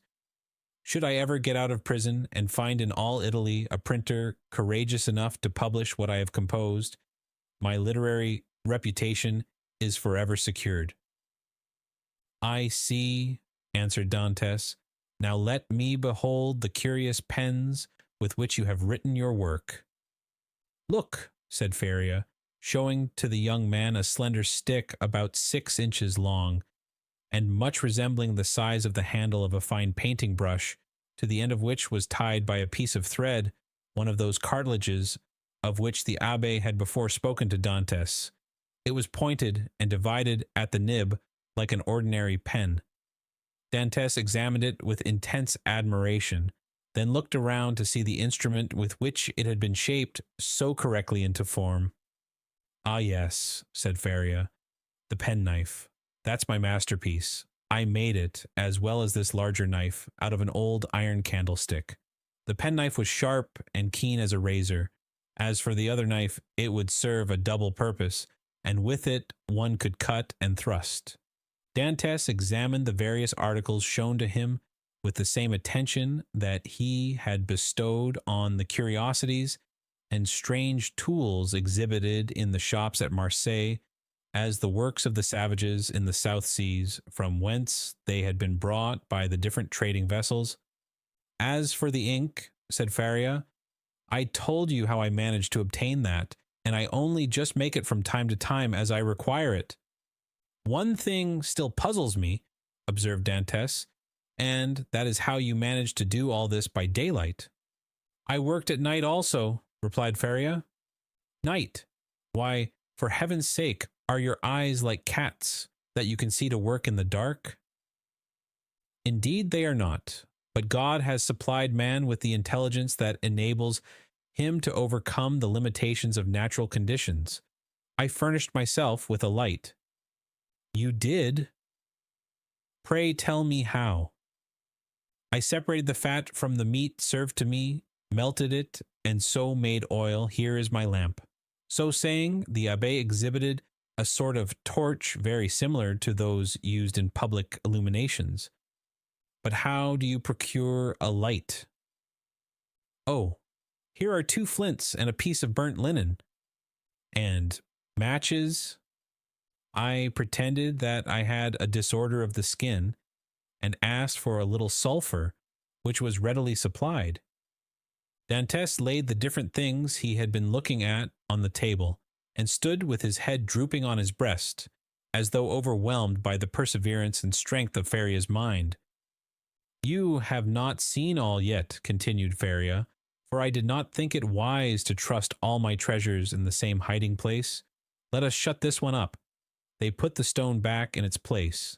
The abbé sprinkled a little dust over it to conceal the traces of its having been removed, rubbed his foot well on it to make it assume the same appearance as the other, and then, going towards his bed, he removed it from the spot it stood in.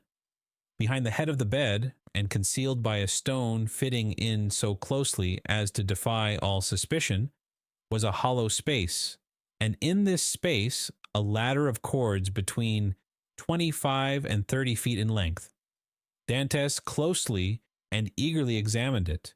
He found it firm, solid, and compact enough to bear any weight. Who supplied you with the materials for making this wonderful work? I tore up several of my shirts and ripped out the seams in the sheets of my bed during my 3 years' imprisonment at Fenestrelle, and when I was removed to the Chateau d'If, I managed to bring the ravelings with me so that I have been able to finish my work here.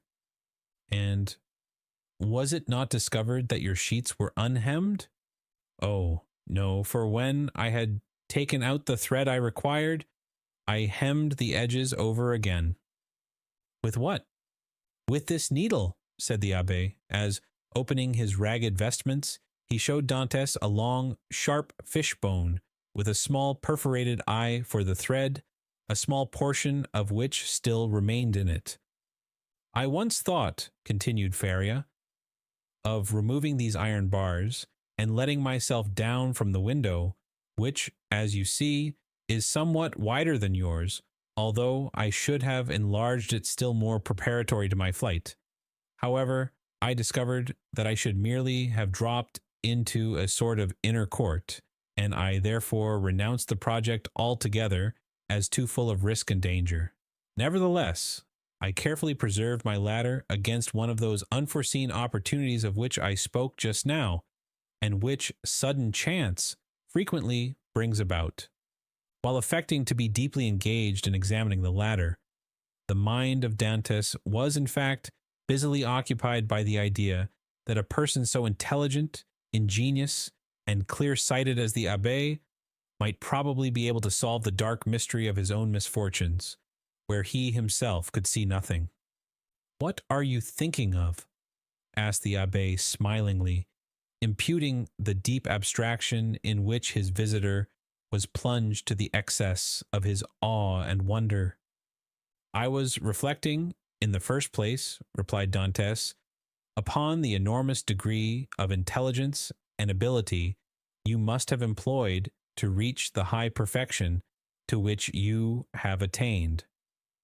What would you not have accomplished if you had been free? Possibly nothing at all. The overflow of my brain would probably, in a state of freedom, have evaporated in 1,000 follies. Misfortune is needed to bring to light the treasures of the human intellect. Compression is needed to explode gunpowder. Captivity has brought my mental faculties to a focus, and you are well aware that from the collision of clouds electricity is produced, from electricity lightning, from lightning illumination." "No," replied Dantes, "I know nothing. Some of your words are to me quite empty of meaning. You must be blessed indeed to possess the knowledge you have." The abbé smiled. "Well," said he, "but you had another subject for your thoughts. Did you not say so just now?" "I did. You have told me as yet but one of them. Let me hear the other." "It was this, that while you had related to me all the particulars of your past life, you were perfectly unacquainted with mine.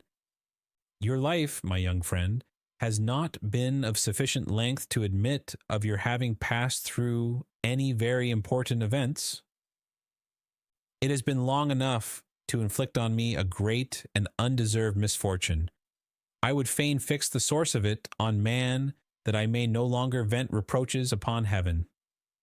Then you profess ignorance of the crime with which you are charged? I do, indeed, and this I swear by the two beings most dear to me upon earth, my father and Mercedes." "Come," said the abbé, closing his hiding place and pushing the bed back to its original situation, "let me hear your story." Dantes obeyed and commenced what he called his history, but which consisted only of the account of a voyage to India and 2 or 3 voyages to the Levant, until he arrived at the recital of his last cruise, with the death of Captain Leclerc and the receipt of a packet to be delivered by himself to the Grand Marshal. His interview with that personage and his receiving, in place of the packet, brought a letter addressed to a Monsieur Noirtier. His arrival at Marseille, an interview with his father, his affection for Mercedes and their nuptial feast, his arrest and subsequent examination, his temporary detention at the Palais de Justice, and his final imprisonment in the Château d'If. From this point, everything was a blank to Dantes. He knew nothing more, not even the length of time he had been imprisoned. His recital finished, the abbé reflected long and earnestly. "There is," said he, at the end of his meditations, "a clever maxim which bears upon what I was saying to you some little while ago, and that is, that unless wicked ideas take root in a naturally depraved mind, human nature, in a right and wholesome state, revolts at crime. Still, from an artificial civilization have originated wants, vices, and false tastes, which occasionally become so powerful as to stifle within us all good feelings, and ultimately to lead us into guilt and wickedness. From this view of things, then, comes the axiom that if you visit to discover the author of any bad action, seek first to discover the person to whom the perpetration of that bad action could be in any way advantageous. Now, to apply it in your case, to whom could your disappearance have been serviceable? To no one, by heaven. I was a very insignificant person. Do not speak thus, for your reply evinces neither logic nor philosophy. Everything is relative, my dear young friend, from the king who stands in the way of his successor, to the employee who keeps his rival out of a place. Now, in the event of the king's death, his successor inherits a crown. When the employee dies, the supernumerary steps into his shoes and receives his salary of 12,000 livres.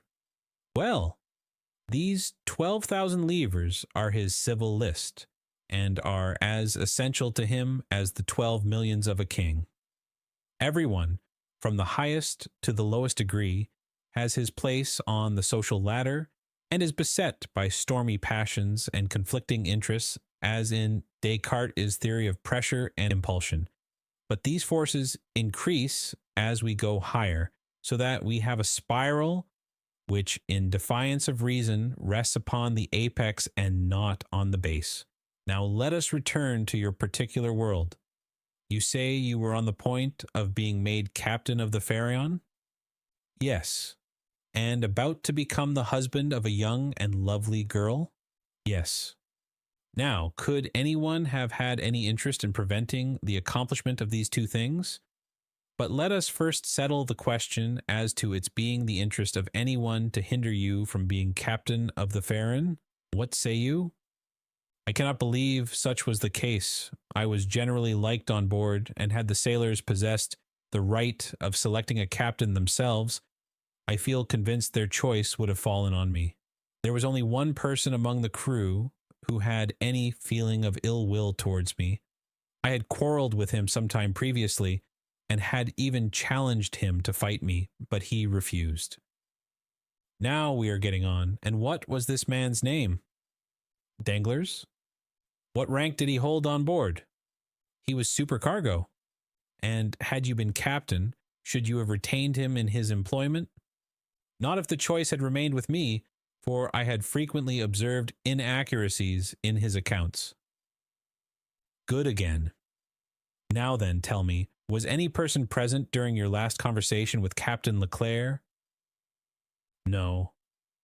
We were quite alone. Could your conversation have been overheard by anyone? It might, for the cabin door was open. And stay, now I recollect, Danglars himself passed by just as Captain Leclerc was giving me the packet for the Grand Marshal. That's better, cried the abbé. Now we are on the right scent. Did you take anybody with you when you put into the port of Elba? Nobody. Somebody there received your packet and gave you a letter in place of it, I think. Yes, the Grand Marshal did. And what did you do with that letter? Put it into my portfolio. You had your portfolio with you, then? Now, how could a sailor find room in his pocket for a portfolio large enough to contain an official letter? You are right. It was left on board.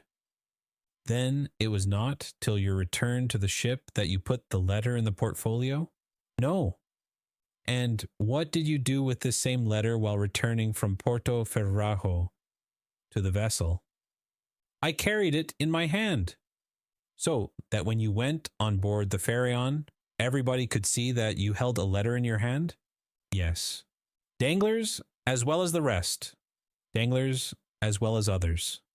Now, listen to me and try to recall every circumstance attending your arrest. Do you recollect the words in which the information against you was formulated?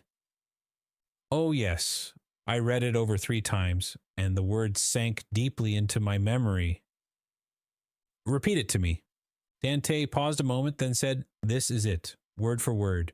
The king's attorney is informed by a friend to the throne and religion that one Edmond Dantes, mate on board the Pharaon, this day arrived from Smyrna after having touched at Naples and Porto Ferrajo, has been entrusted by Murat with a packet for the usurper, again by the usurper, with a letter for the Bonapartist club in Paris. This proof of his guilt may be procured by his immediate arrest, as the letter will be found either about his person, at his father's residence, or in his cabin on board the Pharion. The abbé shrugged his shoulders. "The thing is clear as day," said he, "and you must have had a very confiding nature, as well as a good heart, not to have suspected the origin of the whole affair." "Do you really think so?" "Ah, that would indeed be infamous."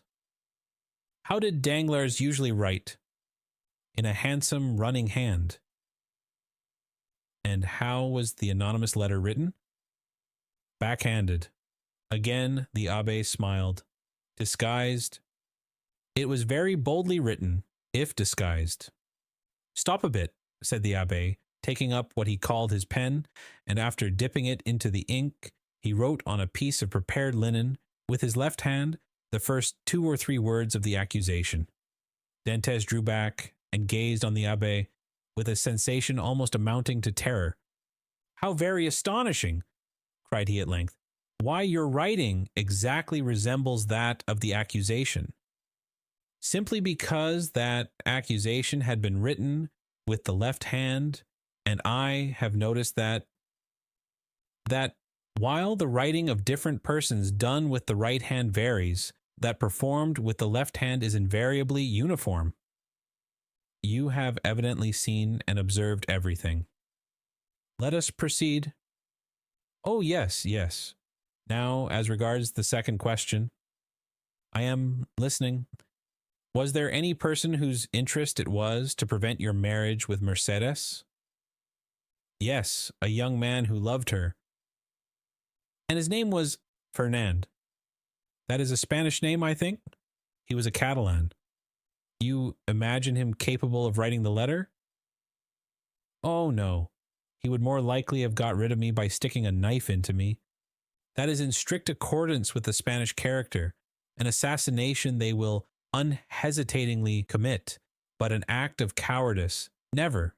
"Besides," said Dantès, "the various circumstances mentioned in the letter were wholly unknown to him." "You had never spoken of them yourself to anyone?" "To no one." "Not even to your mistress?"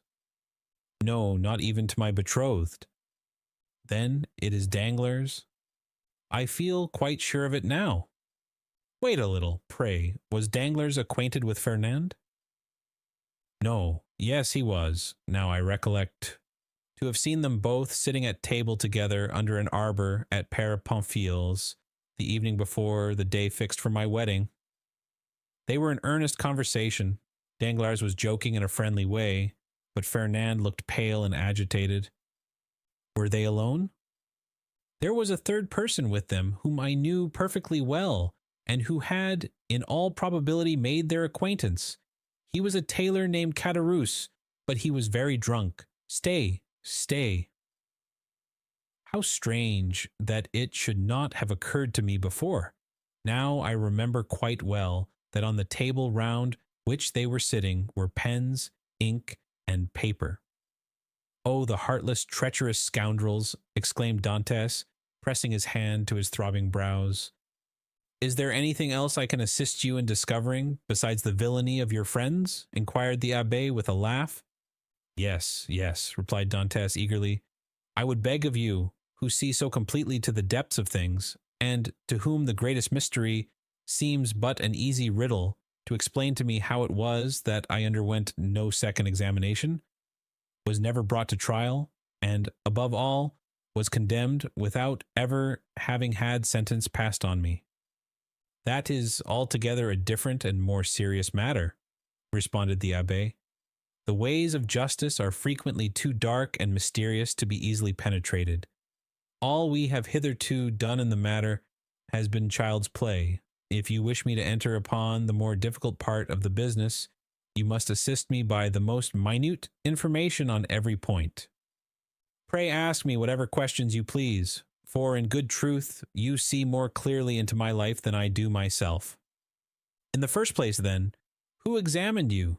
The king's attorney, his deputy, or a magistrate? The deputy. Was he young or old? About 6 or 7 and 20 years of age, I should say. So, answered the abbé, old enough to be ambitious, but too young to be corrupt. And how did he treat you? With more of mildness than severity. Did you tell him your whole story? I did. And did his conduct change at all in the course of your examination? He did appear much disturbed when he read the letter that had brought me into this scrape. He seemed quite overcome by my misfortune. By your misfortune? Yes. Then you feel quite sure that it was your misfortune he deplored? He gave me one great proof of his sympathy, at any rate. And that? He burnt the sole evidence that could at all have criminated me. What, the accusation? No, the letter. Are you sure? I saw it done.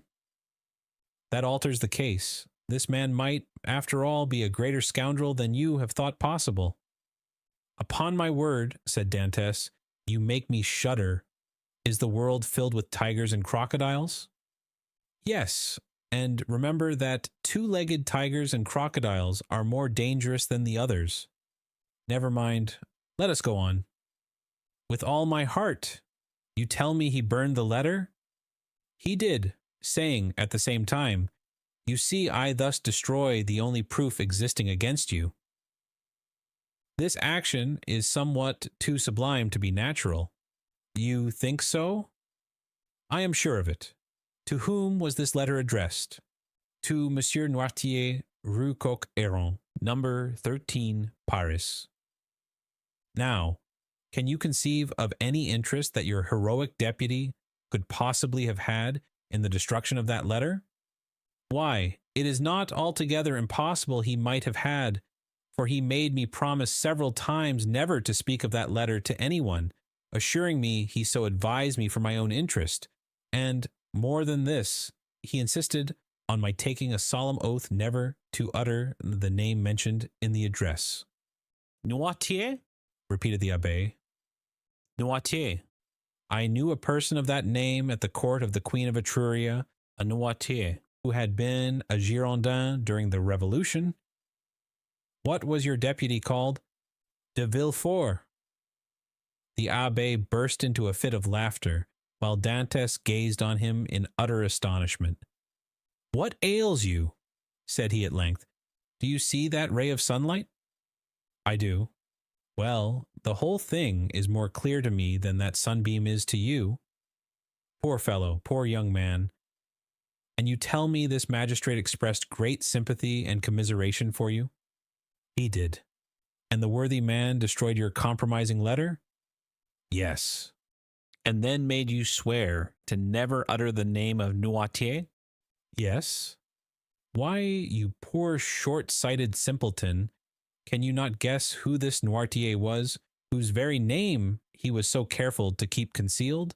This Noirtier was his father. Had a thunderbolt fallen at the feet of Dantès, or hell opened its yawning gulf before him, he could not have been more completely transfixed with horror than he was at the sound of these unexpected words.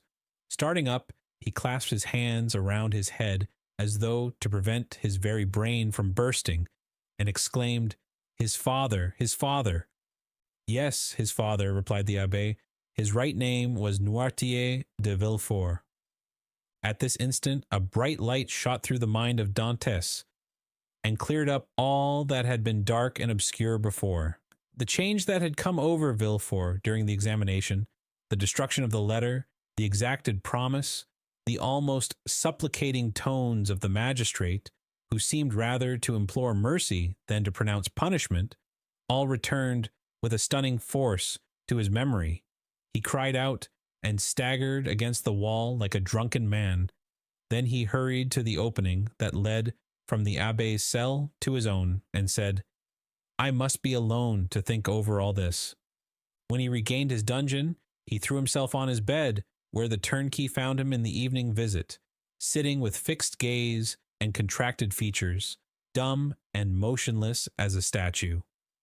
During these hours of profound meditation, which to him had seemed only minutes, he had formed a fearful resolution, and bound himself to its fulfillment by a solemn oath. Dantes was at length roused from his reverie by the voice of Faria, who, having also been visited by his jailer, had come to invite his fellow sufferer to share his supper. The reputation of being out of his mind, though harmlessly and even amusingly so, had procured for the abbé unusual privileges. He was supplied with bread of a finer, whiter quality than the usual prison fare, and even regaled each Sunday with a small quantity of wine. Now this was a Sunday, and the abbé had come to ask his young companion to share the luxuries with him. Dantes followed him. His features were no longer contracted, and now wore their usual expression, but there was that in his whole appearance that bespoke one who had come to a fixed and desperate resolve. Faria bent on him his penetrating eye. "I regret now," said he, "having helped you in your late inquiries, or having given you the information I did." "Why so?" inquired Dantes. "Because it has instilled a new passion in your heart, that of vengeance." Dante smiled. "Let us talk of something else," said he. Again the abbé looked at him, then mournfully shook his head. But in accordance with Dante's request, he began to speak of other matters. The elder prisoner was one of those persons whose conversation, like that of all who have experienced many trials, contained many useful and important hints, as well as sound information. But it was never egotistical, for the unfortunate man never alluded to his own sorrows. Dantes listened with admiring attention to all he said. Some of his remarks corresponded with what he already knew, or applied to the sort of knowledge his nautical life had enabled him to acquire. A part of the good abbé's words, however, were wholly incomprehensible to him, but, like the aurora, which guides the navigator in northern latitudes, opened new vistas to the inquiring mind of the listener, and gave fantastic glimpses of new horizons, enabling him justly to estimate the delight an intellectual mind would have in following one so richly gifted as Faria along the heights of truth, where he was so much at home. "You must teach me a small part of what you know," said Dantes, "if only to prevent your growing weary of me. I can well believe that so learned a person as yourself would prefer absolute solitude to being tormented with the company of one as ignorant and uninformed as myself. If you will only agree to my request, I promise you never to mention another word about escaping." The abbé smiled. "Alas, my boy," said he, "human knowledge is confined within very narrow limits. And when I have taught you mathematics, physics, history, and the 3 or 4 modern languages with which I am acquainted, you will know as much as I do myself. Now it will scarcely require 2 years for me to communicate to you the stock of learning I possess." "2 years!" exclaimed Dantes. "Do you really believe I can acquire all these things in so short a time?" "Not their application, certainly, but their principles you may. To learn is not to know. There are the learners and the learned. Memory makes the one, philosophy the other. But cannot one learn philosophy? Philosophy cannot be taught. It is the application of the sciences to truth. It is like the golden cloud in which the Messiah went up into heaven." "Well, then," said Dantes, "what shall you teach me first? I am in a hurry to begin. I want to learn." "Everything," said the abbé. And that very evening the prisoners sketched a plan of education, to be entered upon the following day. Dantes possessed a prodigious memory, combined with an astonishing quickness and readiness of conception. The mathematical turn of his mind rendered him apt at all kinds of calculation, while his naturally poetical feelings threw a light and pleasing veil over the dry reality of arithmetical computation, or the rigid severity of geometry. He already knew Italian, and had also picked up a little of the Romaic dialect during voyages to the East, and by the aid of these two languages he easily comprehended the construction of all the others, so that at the end of 6 months he began to speak Spanish, English, and German. In strict accordance with the promise made to the Abbé, Dante spoke no more of escape. Perhaps the delight his studies afforded him left no room for such thoughts. Perhaps the recollection that he had pledged his word, on which his sense of honor was keen, kept him from referring in any way to the possibilities of flight. Days, even months, passed by unheeded in one rapid and instructive course. At the end of a year, Dantes was a new man. Dantes observed, however, that Faria, in spite of the relief his society afforded, daily grew sadder. One thought seemed incessantly to harass and distract his mind. Sometimes he would fall into long reveries, sigh heavily and involuntarily, then suddenly rise, and, with folded arms, begin pacing the confined space of his dungeon. One day he stopped all at once and exclaimed, "Ah, if there were no sentinel!" "There shall not be a minute longer than you please," said Dantes, who had followed the working of his thoughts as accurately as though his brain were enclosed in crystal so clear as to display its minutest operations. "I have already told you," answered the abbé, "that I loathe the idea of shedding blood, and yet the murder, if you choose to call it so, would be simply a measure of self-preservation." "No matter. I could never agree to it." "Still, you have thought of it." "Incessantly, alas," cried the abbé. "And you have discovered a means of regaining our freedom, have you not?" asked Dantes eagerly. "I have. If it were only possible to place a deaf and blind sentinel in the gallery beyond us." "He shall be both blind and deaf," replied the young man, with an air of determination that made his companion shudder. "No, no," cried the abbé. "Impossible." Dantes endeavored to renew the subject. The abbé shook his head in token of disapproval, and refused to make any further response. 3 months passed away. "Are you strong?" the abbé asked one day of Dantes. The young man, in reply, took up the chisel, bent it into the form of a horseshoe, and then as readily straightened it. "And will you engage not to do any harm to the sentry except as a last resort?" "I promise on my honor." "Then," said the abbé, "we may hope to put our design into execution. And how long shall we be in accomplishing the necessary work? At least a year? And shall we begin at once?" "At once." "We have lost a year to no purpose," cried Dantes. "Do you consider the last 12 months to have been wasted?" asked the abbé. "Forgive me," cried Edmund, blushing deeply. "Tut, tut," answered the abbé. "Man is but man after all, and you are about the best specimen of the genus I have ever known. Come, let me show you my plan." The abbé then showed Dantes the sketch he had made for their escape. It consisted of a plan of his own cell and that of Dantes, with the passage which united them. In this passage he proposed to drive a level, as they do in mines. This level would bring the 2 prisoners immediately beneath the gallery, where the sentry kept watch.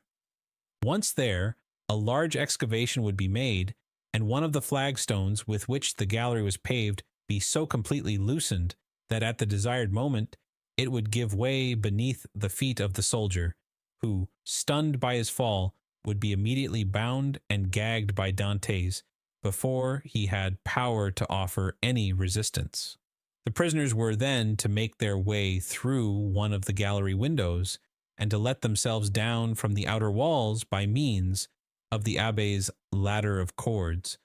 Dante's eyes sparkled with joy, and he rubbed his hands with delight at the idea of a plan so simple, yet apparently so certain to succeed.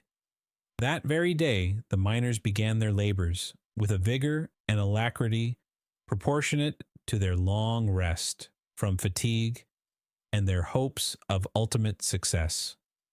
Nothing interrupted the progress of the work except the necessity that each was under of returning to his cell in anticipation of the turnkey's visits.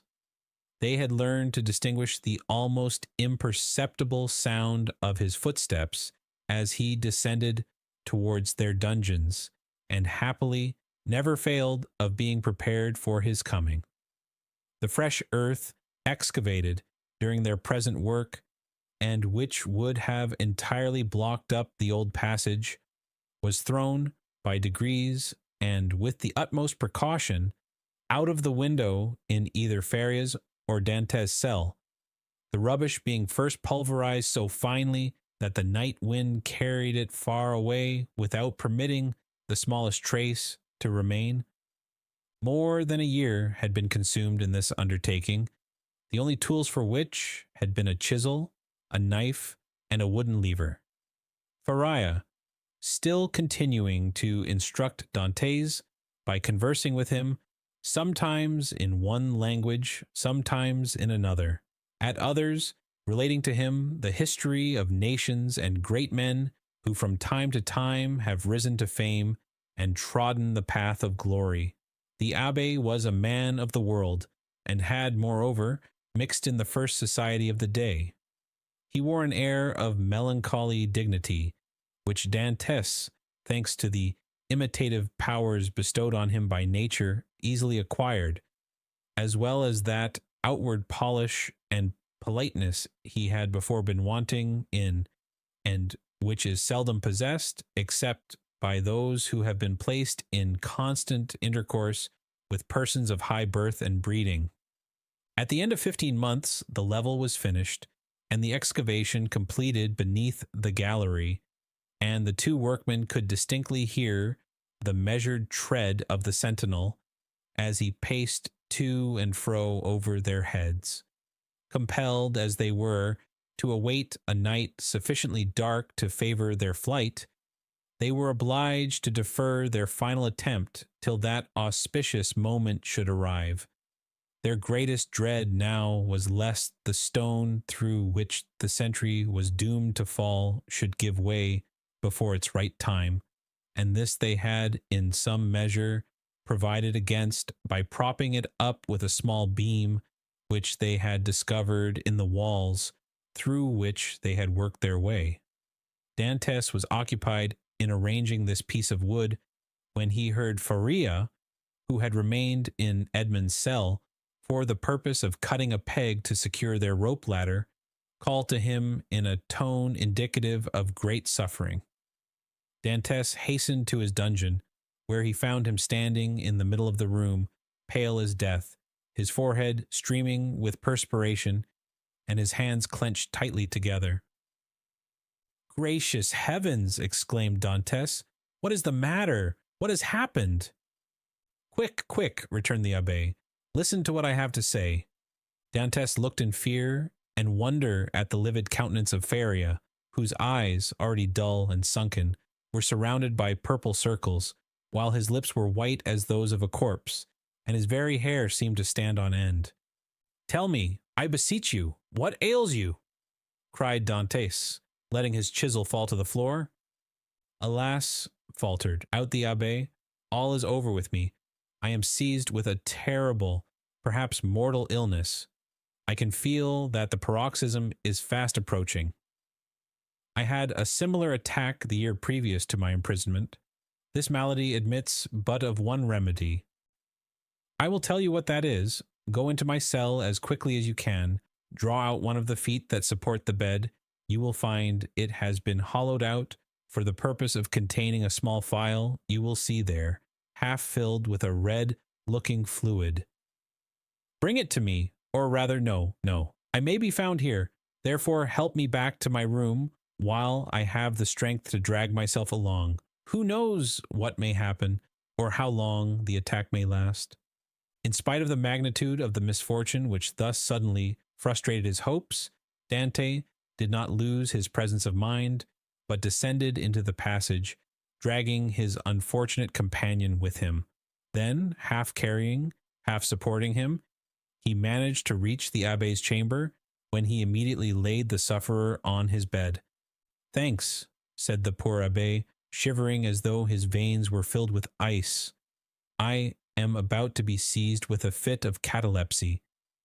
When it comes to its height, I shall probably lie still and motionless as though dead, uttering neither sigh nor groan. On the other hand, the symptoms may be much more violent, and cause me to fall into fearful convulsions, foam at the mouth, and cry out loudly.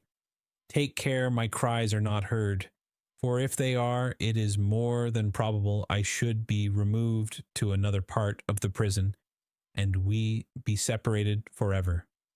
When I become quite motionless, cold, and rigid as a corpse, then, and not before, be careful about this.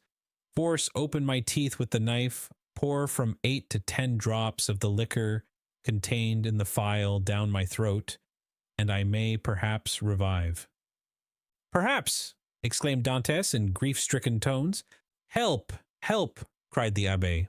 I die, So sudden and violent was the fit that the unfortunate prisoner was unable to complete the sentence. A violent convulsion shook his whole frame. His eyes started from their sockets, his mouth was drawn on one side, his cheeks became purple. He struggled, foamed, dashed himself about, and uttered the most dreadful cries, which, however, Dantes prevented from being heard by covering his head with the blanket. The fit lasted 2 hours. Then, more helpless than an infant, and colder and paler than marble, more crushed and broken than a reed trampled underfoot, he fell back, doubled up in one last convulsion, and became as rigid as a corpse. Edmund waited till life seemed extinct in the body of his friend. Then, taking up the knife, he with difficulty forced open the closely fixed jaws, carefully administered the appointed number of drops, and anxiously awaited the result. An hour passed away, and the old man gave no sign of returning animation. Dantes began to fear he had delayed too long ere he administered the remedy, and, thrusting his hands into his hair, continued gazing on the lifeless features of his friend. At length a slight color tinged the livid cheeks, consciousness returned to the dull, open eyeballs. A faint sigh issued from the lips, and the sufferer made a feeble effort to move. "He is saved! He is saved!" cried Dantes, in a paroxysm of delight. The sick man was not yet able to speak, but he pointed with evident anxiety towards the door. Dantes listened, and plainly distinguished the approaching steps of the jailer. It was therefore near 7 o'clock. But Edmund's anxiety had put all thoughts of time out of his head. The young man sprang to the entrance, darted through it, carefully drawing the stone over the opening, and hurried to his cell. He had scarcely done so before the door opened, and the jailer saw the prisoner seated, as usual, on the side of his bed.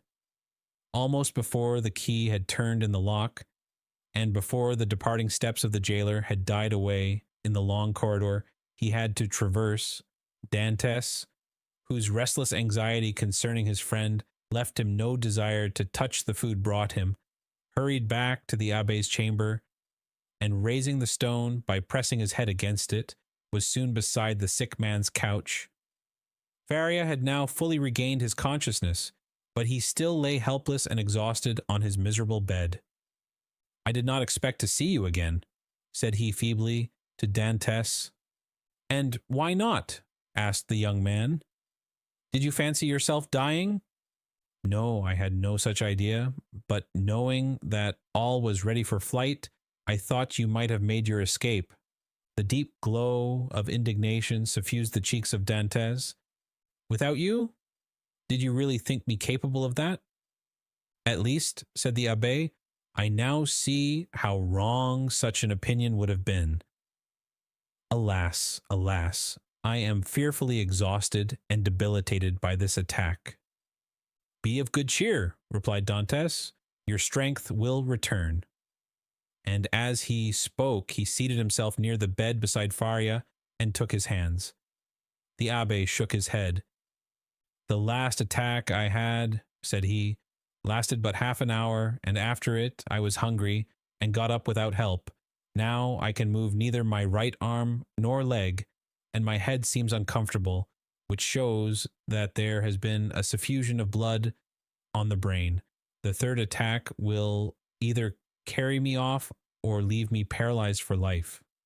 "No, no," cried Dantes. "You are mistaken. You will not die. And your third attack, if indeed you should have another, will find you at liberty. We shall save you another time, as we have done this, only with a better chance of success, because we shall be able to command every requisite assistance." "My good Edmund," answered the abbé, "be not deceived. The attack which has just passed away condemns me forever to the walls of a prison. None can fly from a dungeon who cannot walk. Well, we will wait, a week, a month, 2 months if need be, and meanwhile your strength will return. Everything is in readiness for our flight, and we can select any time we choose. As soon as you feel able to swim, we will go." "I shall never swim again," replied Faria. "This arm is paralyzed, not for a time, but forever. Lift it and judge if I am mistaken." The young man raised the arm, which fell back by its own weight, perfectly inanimate and helpless. A sigh escaped him. "You are convinced now, Edmund, are you not?" asked the abbé. "Depend upon it, I know what I say. Since the first attack I experienced of this malady, I have continually reflected on it. Indeed, I expected it, for it is a family inheritance. Both my father and grandfather died of it in a third attack. The physician who prepared for me the remedy I have twice successfully taken was no other than the celebrated Cabanis, and he predicted a similar end for me." "The physician may be mistaken," exclaimed Dantes, "and as for your poor arm, what difference will that make? I can take you on my shoulders and swim for both of us." "My son," said the abbé, "you who are a sailor and a swimmer must know as well as I do that a man so loaded would sink before he had done 50 strokes. Cease then to allow yourself to be duped by vain hopes that even your own excellent heart refuses to believe in. Here I shall remain till the hour of my deliverance arrives, and that in all human probability will be the hour of my death. As for you who are young and active, delay not on my account, but fly. Go, I give you back your promise." "It is well," said Dantes. "Then I shall also remain." Then, rising and extending his hand with an air of solemnity over the old man's head, he slowly added, "By the blood of Christ, I swear never to leave you while you live."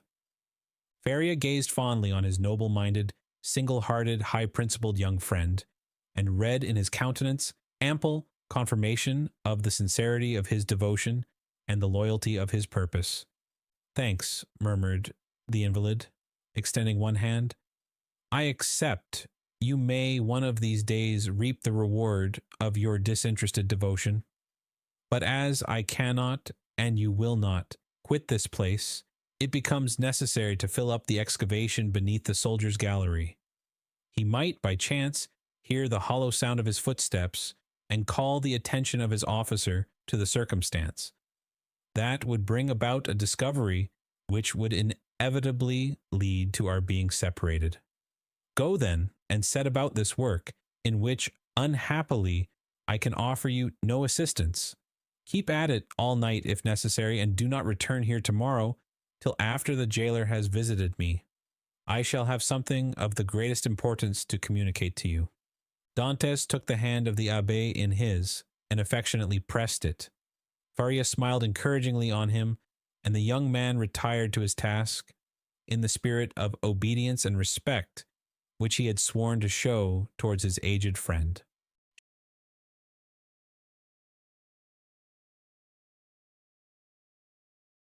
Chapter 18. The Treasure. When Dantes returned next morning to the chamber of his companion in captivity, he found Faria seated and looking composed.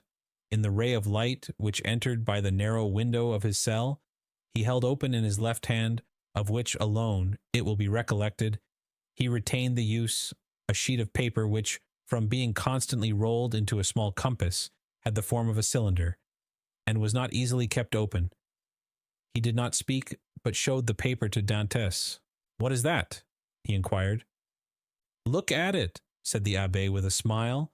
"I have looked at it with all possible attention," said Dantes, "and I only see a half-burnt paper, on which are traces of Gothic characters inscribed with the peculiar kind of ink."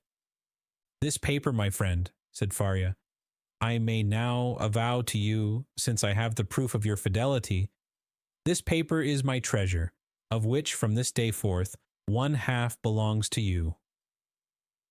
The sweat started forth on Dante's brow. Until this day, and for how long a time, he had refrained from talking of the treasure, which had brought upon the abbé the accusation of madness.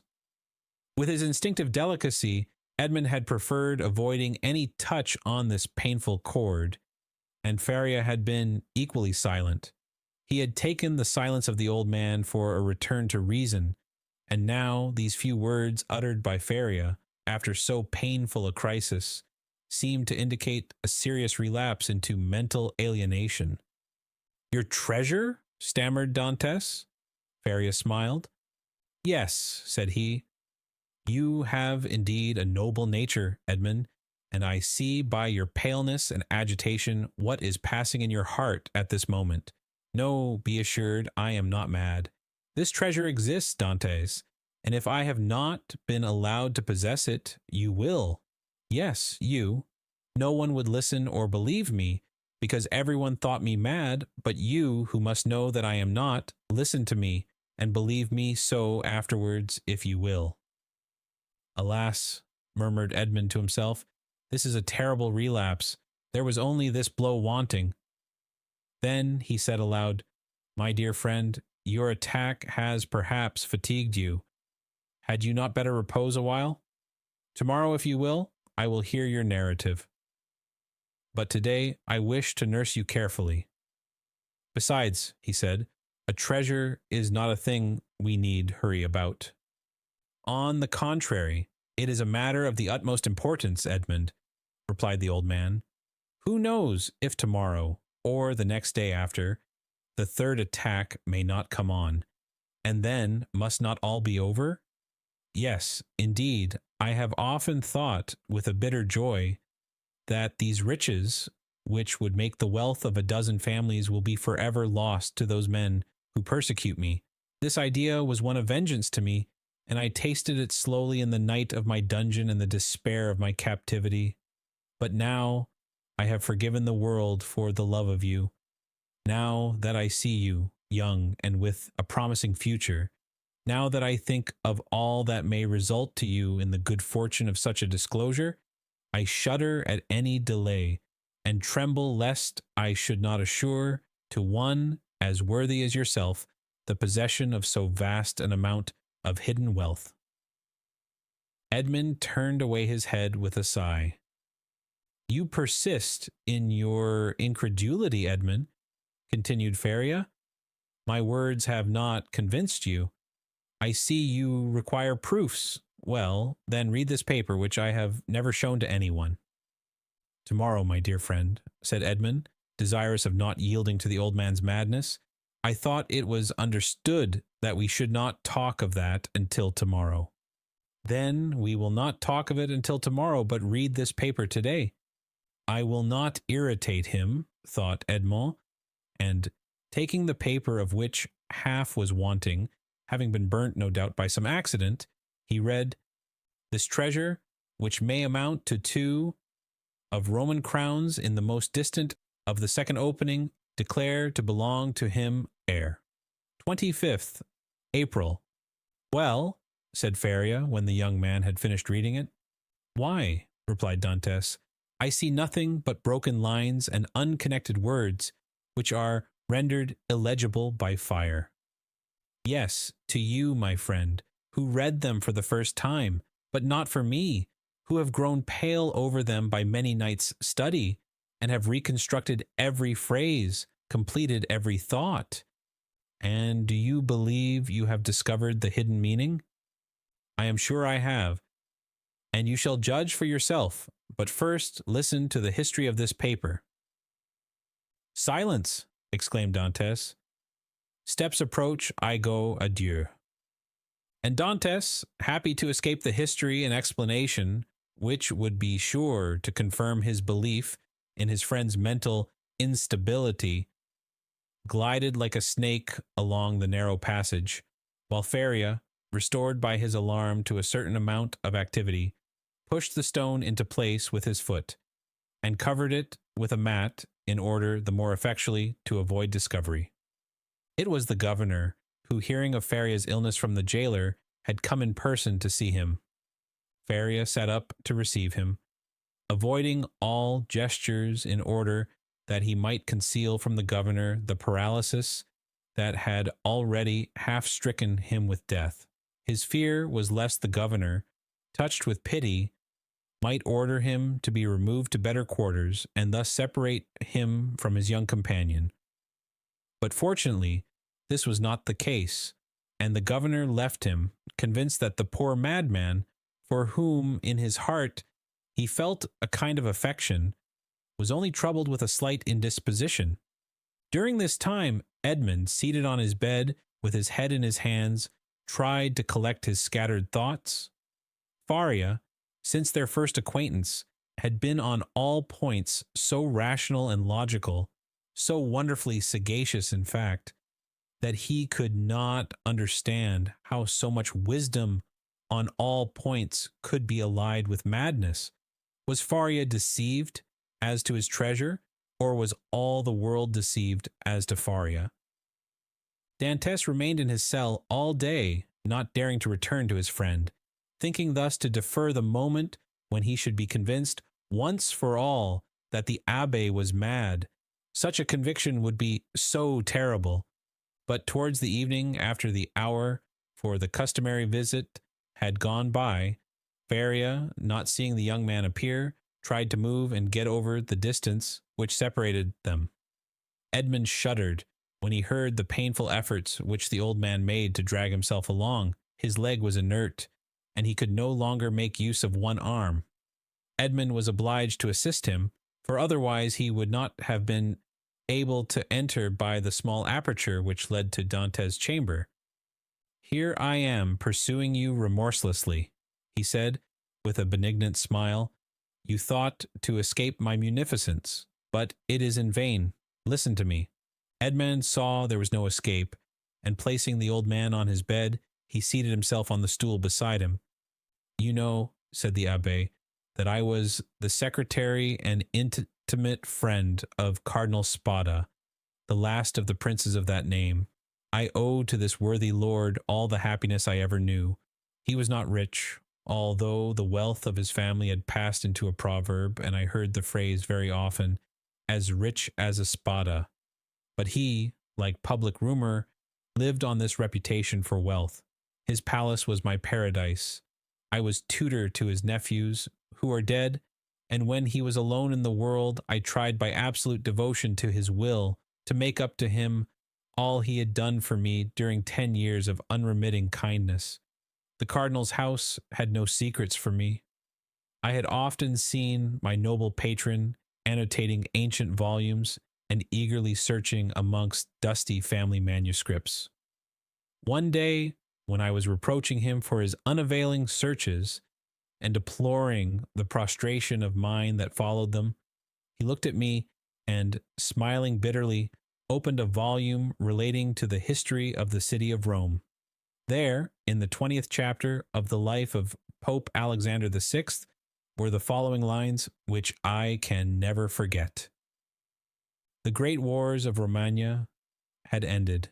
Caesar Borgia, who had completed his conquest, had need of money to purchase all Italy. The Pope had also need of money to bring matters to an end with Louis XII, King of France, who was formidable still in spite of his recent reverses, and it was necessary, therefore, to have recourse to some profitable scheme, which was a matter of great difficulty in the impoverished condition of exhausted Italy. His Holiness had an idea. He determined to make 2 cardinals.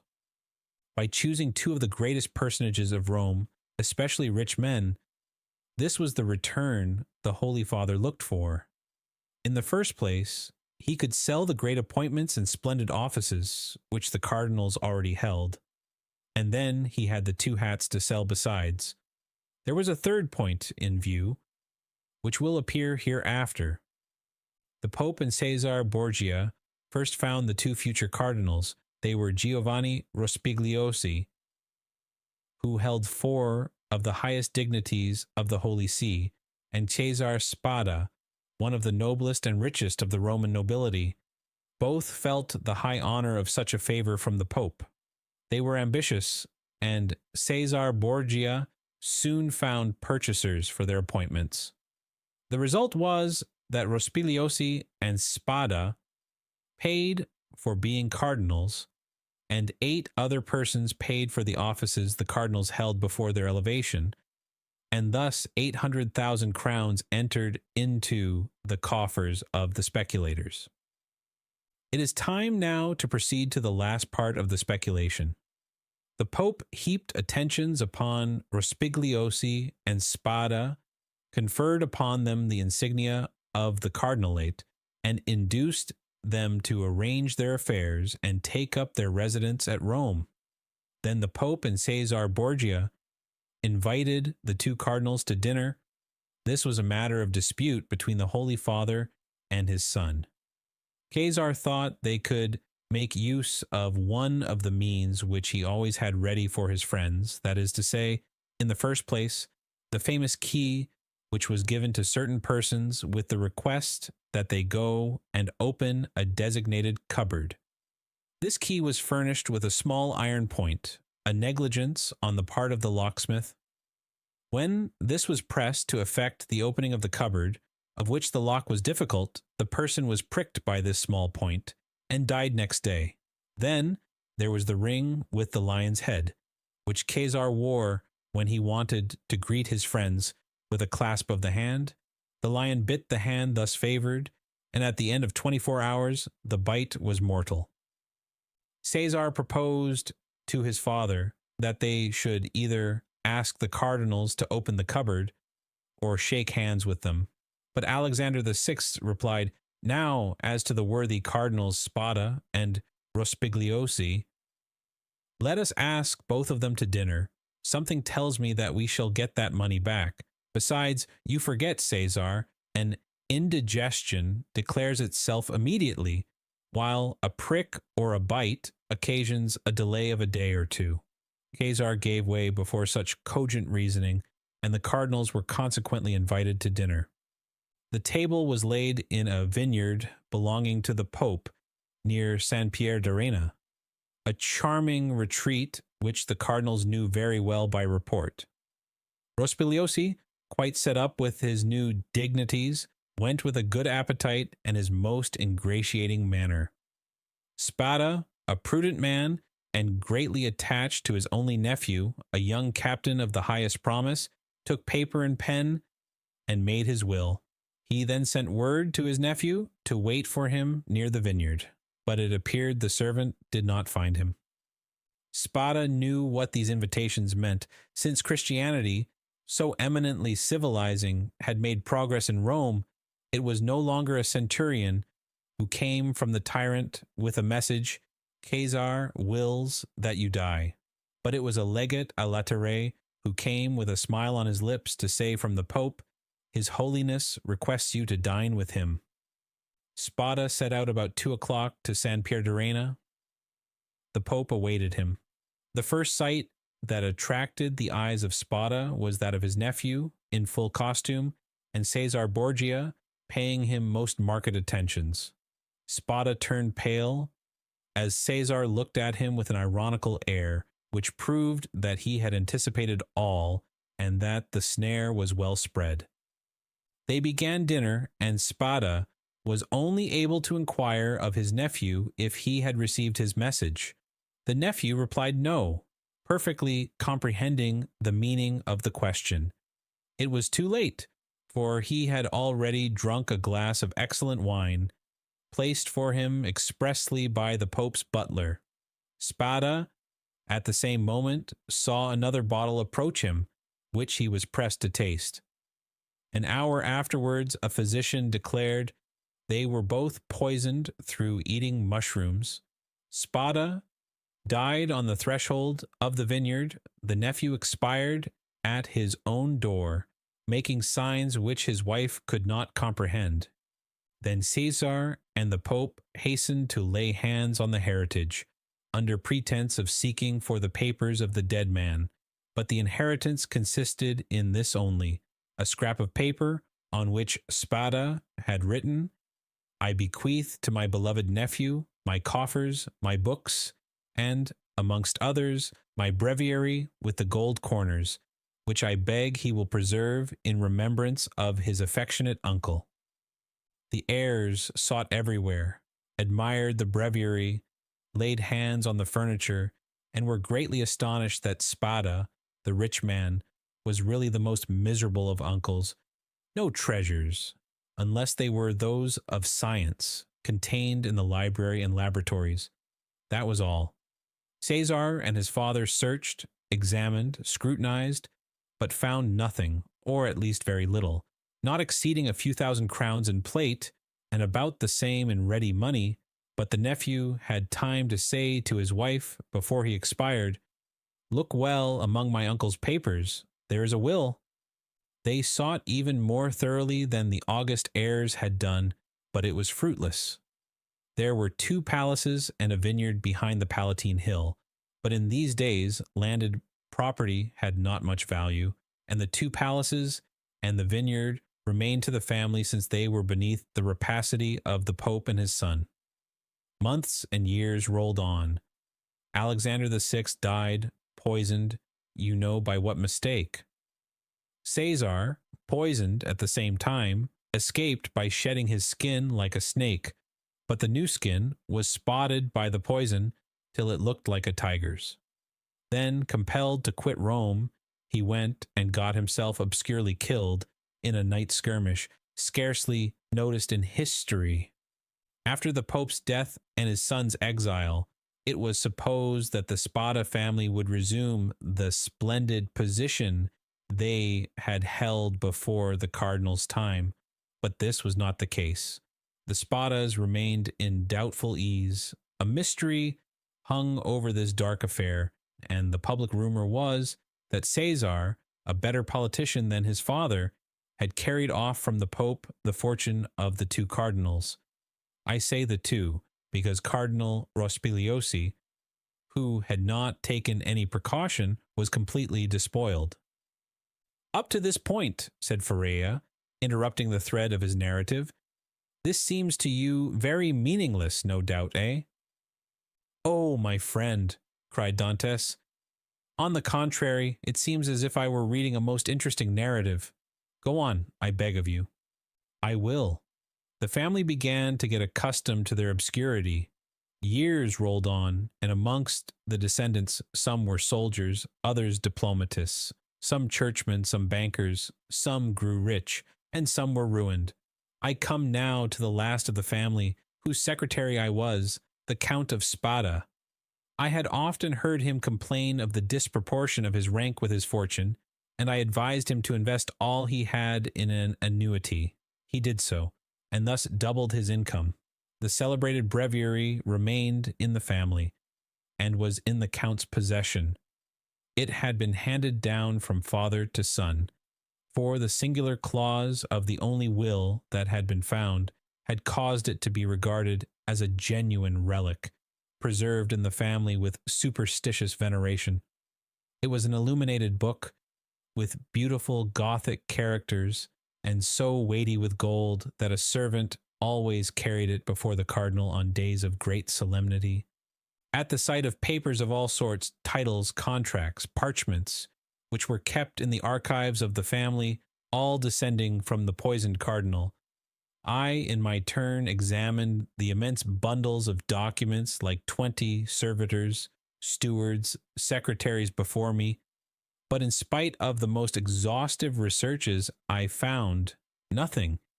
Yet I had even written a precise history of the Borgia family, for the sole purpose of assuring myself whether any increase of fortune had occurred to them on the death of the Cardinal Cesar Spada, but could only trace the acquisition of the property of the Cardinal Rospigliosi, his companion in misfortune.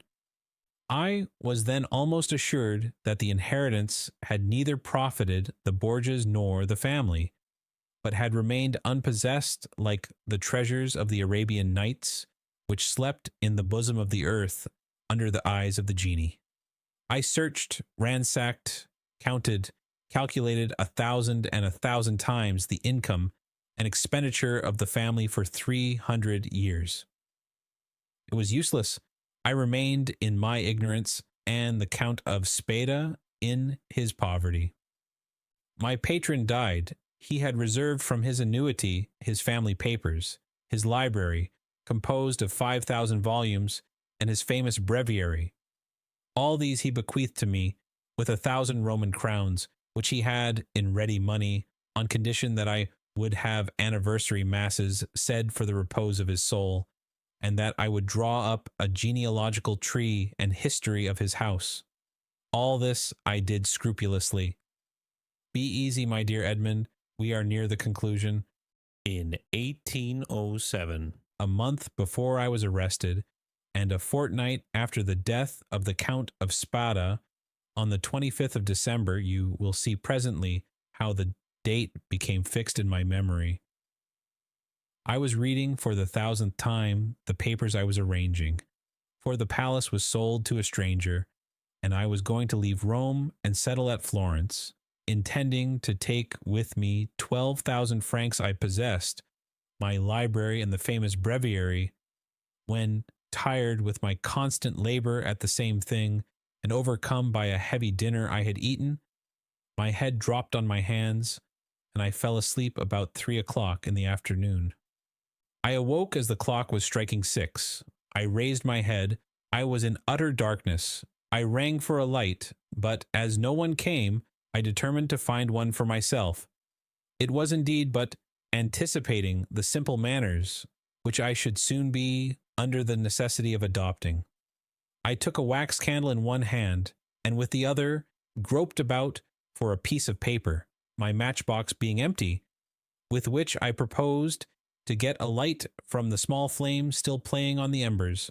Fearing, however, to make use of any valuable piece of paper, I hesitated for a moment, then recollected that I had seen in the famous breviary, which was on the table beside me, an old paper quite yellow with age, and which had served as a marker for centuries, kept there by the request of the heirs. I felt for it, found it, twisted it up together, and putting it into the expiring flame, set light to it. But beneath my fingers, as if by magic, in proportion as the fire ascended, I saw yellowish characters appear on the paper. I grasped it in my hand, put out the flame as quickly as I could, lighted my taper in the fire itself, and opened the crumpled paper with inexpressible emotion, recognizing, when I had done so, that these characters had been traced in mysterious and sympathetic ink, only appearing when exposed to the fire. Nearly 1/3 of the paper had been consumed by the flame. It was that paper you read this morning. Read it again, Dantes, and then I will complete for you the incomplete words and unconnected sense. Faria, with an air of triumph, offered the paper to Dantes, who this time read the following words, traced with an ink of a reddish color resembling rust. This 25th day of April, 1498, being Alexander the 6th, and fearing that not he may desire to become my heir, and Benetivilio, who were poisoned, my sole heir that I have buried and has visited with me, that is, in island of Monte Cristo. All I possess, jewels, diamonds, gems, that I alone may account to nearly 2 million, will find on raising the 20th rock creek to the east in the right line. Two open in these caves. The treasure is in the furthest, and which treasure I bequeath and leave in. And now, said the Abbé, read this other paper.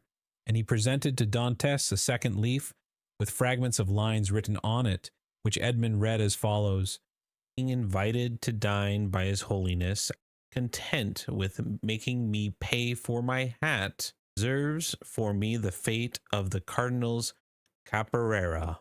I declare to my nephew, Guido Spada, buried in a place he knows, the caves of the small zest of ingots of gold money, know of the existence of this treasure, which millions of Roman crowns, and which he from the small things have been made angle in the second entire to him as our Spadia. Feria followed him with an excited look. And now, he said, when he saw that Dantès had read the last line, put the two fragments together and judge for yourself.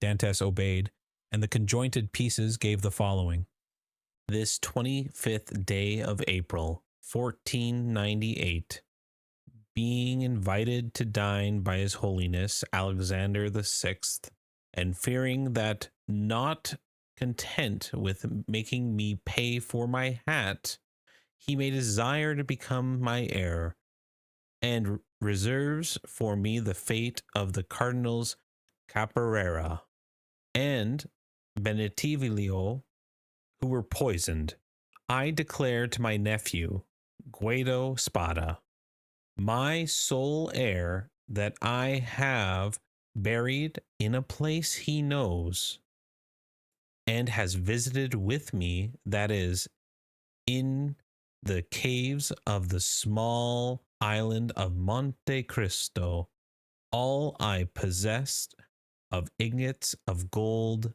money, jewels, diamonds, gems, that I alone know of the existence of this treasure, which may account to nearly 2 millions of Roman crowns, and which he will find on raising the 20th rock from the small creek to the east in the right line.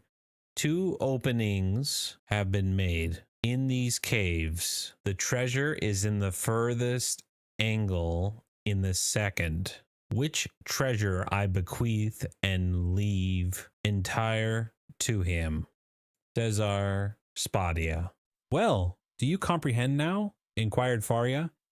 It is the declaration of Cardinal Spada, and the will, so long sought for, replied Edmund, still incredulous.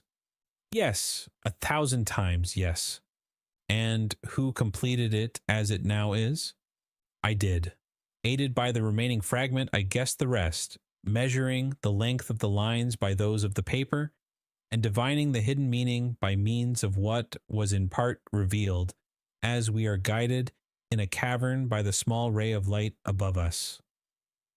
And what did you do when you arrived at this conclusion?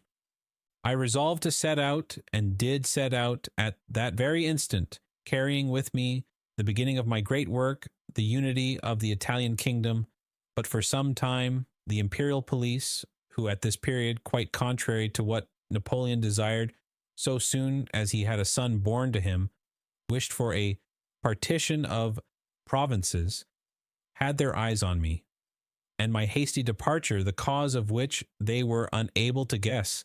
Having aroused their suspicions, I was arrested at the very moment I was leaving Piombino. Now, continued Faria, addressing Dantès with an almost paternal expression, now, my dear fellow, you know as much as I do myself.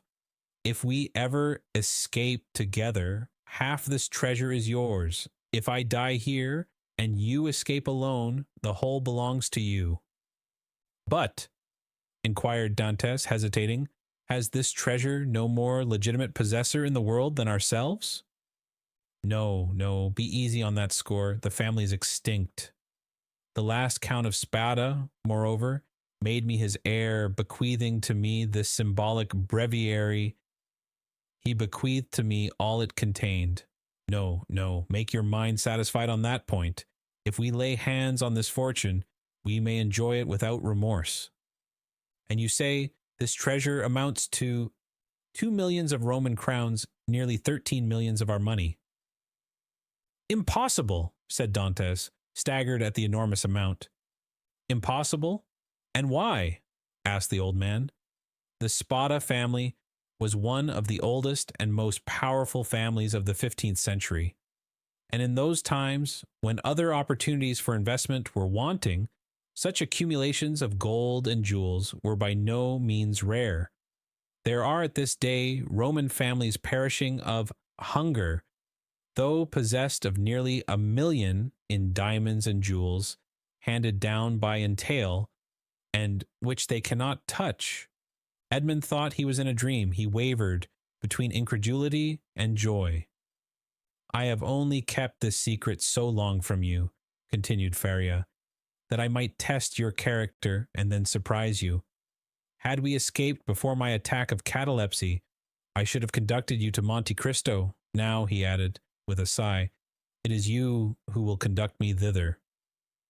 Well, Dantes, you do not thank me?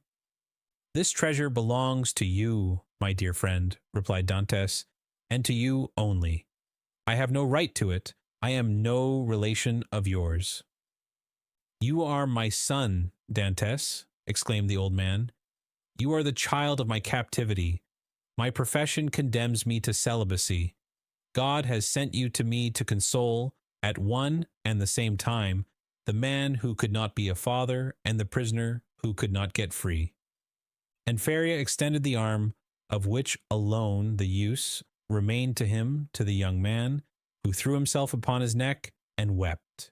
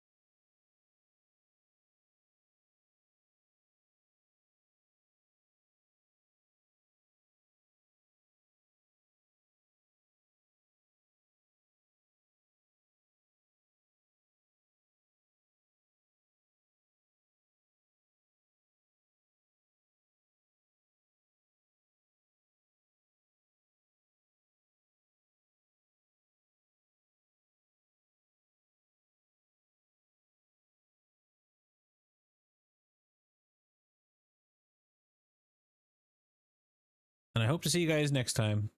We'll be finishing another 5 chapters next Friday. Till then, folks.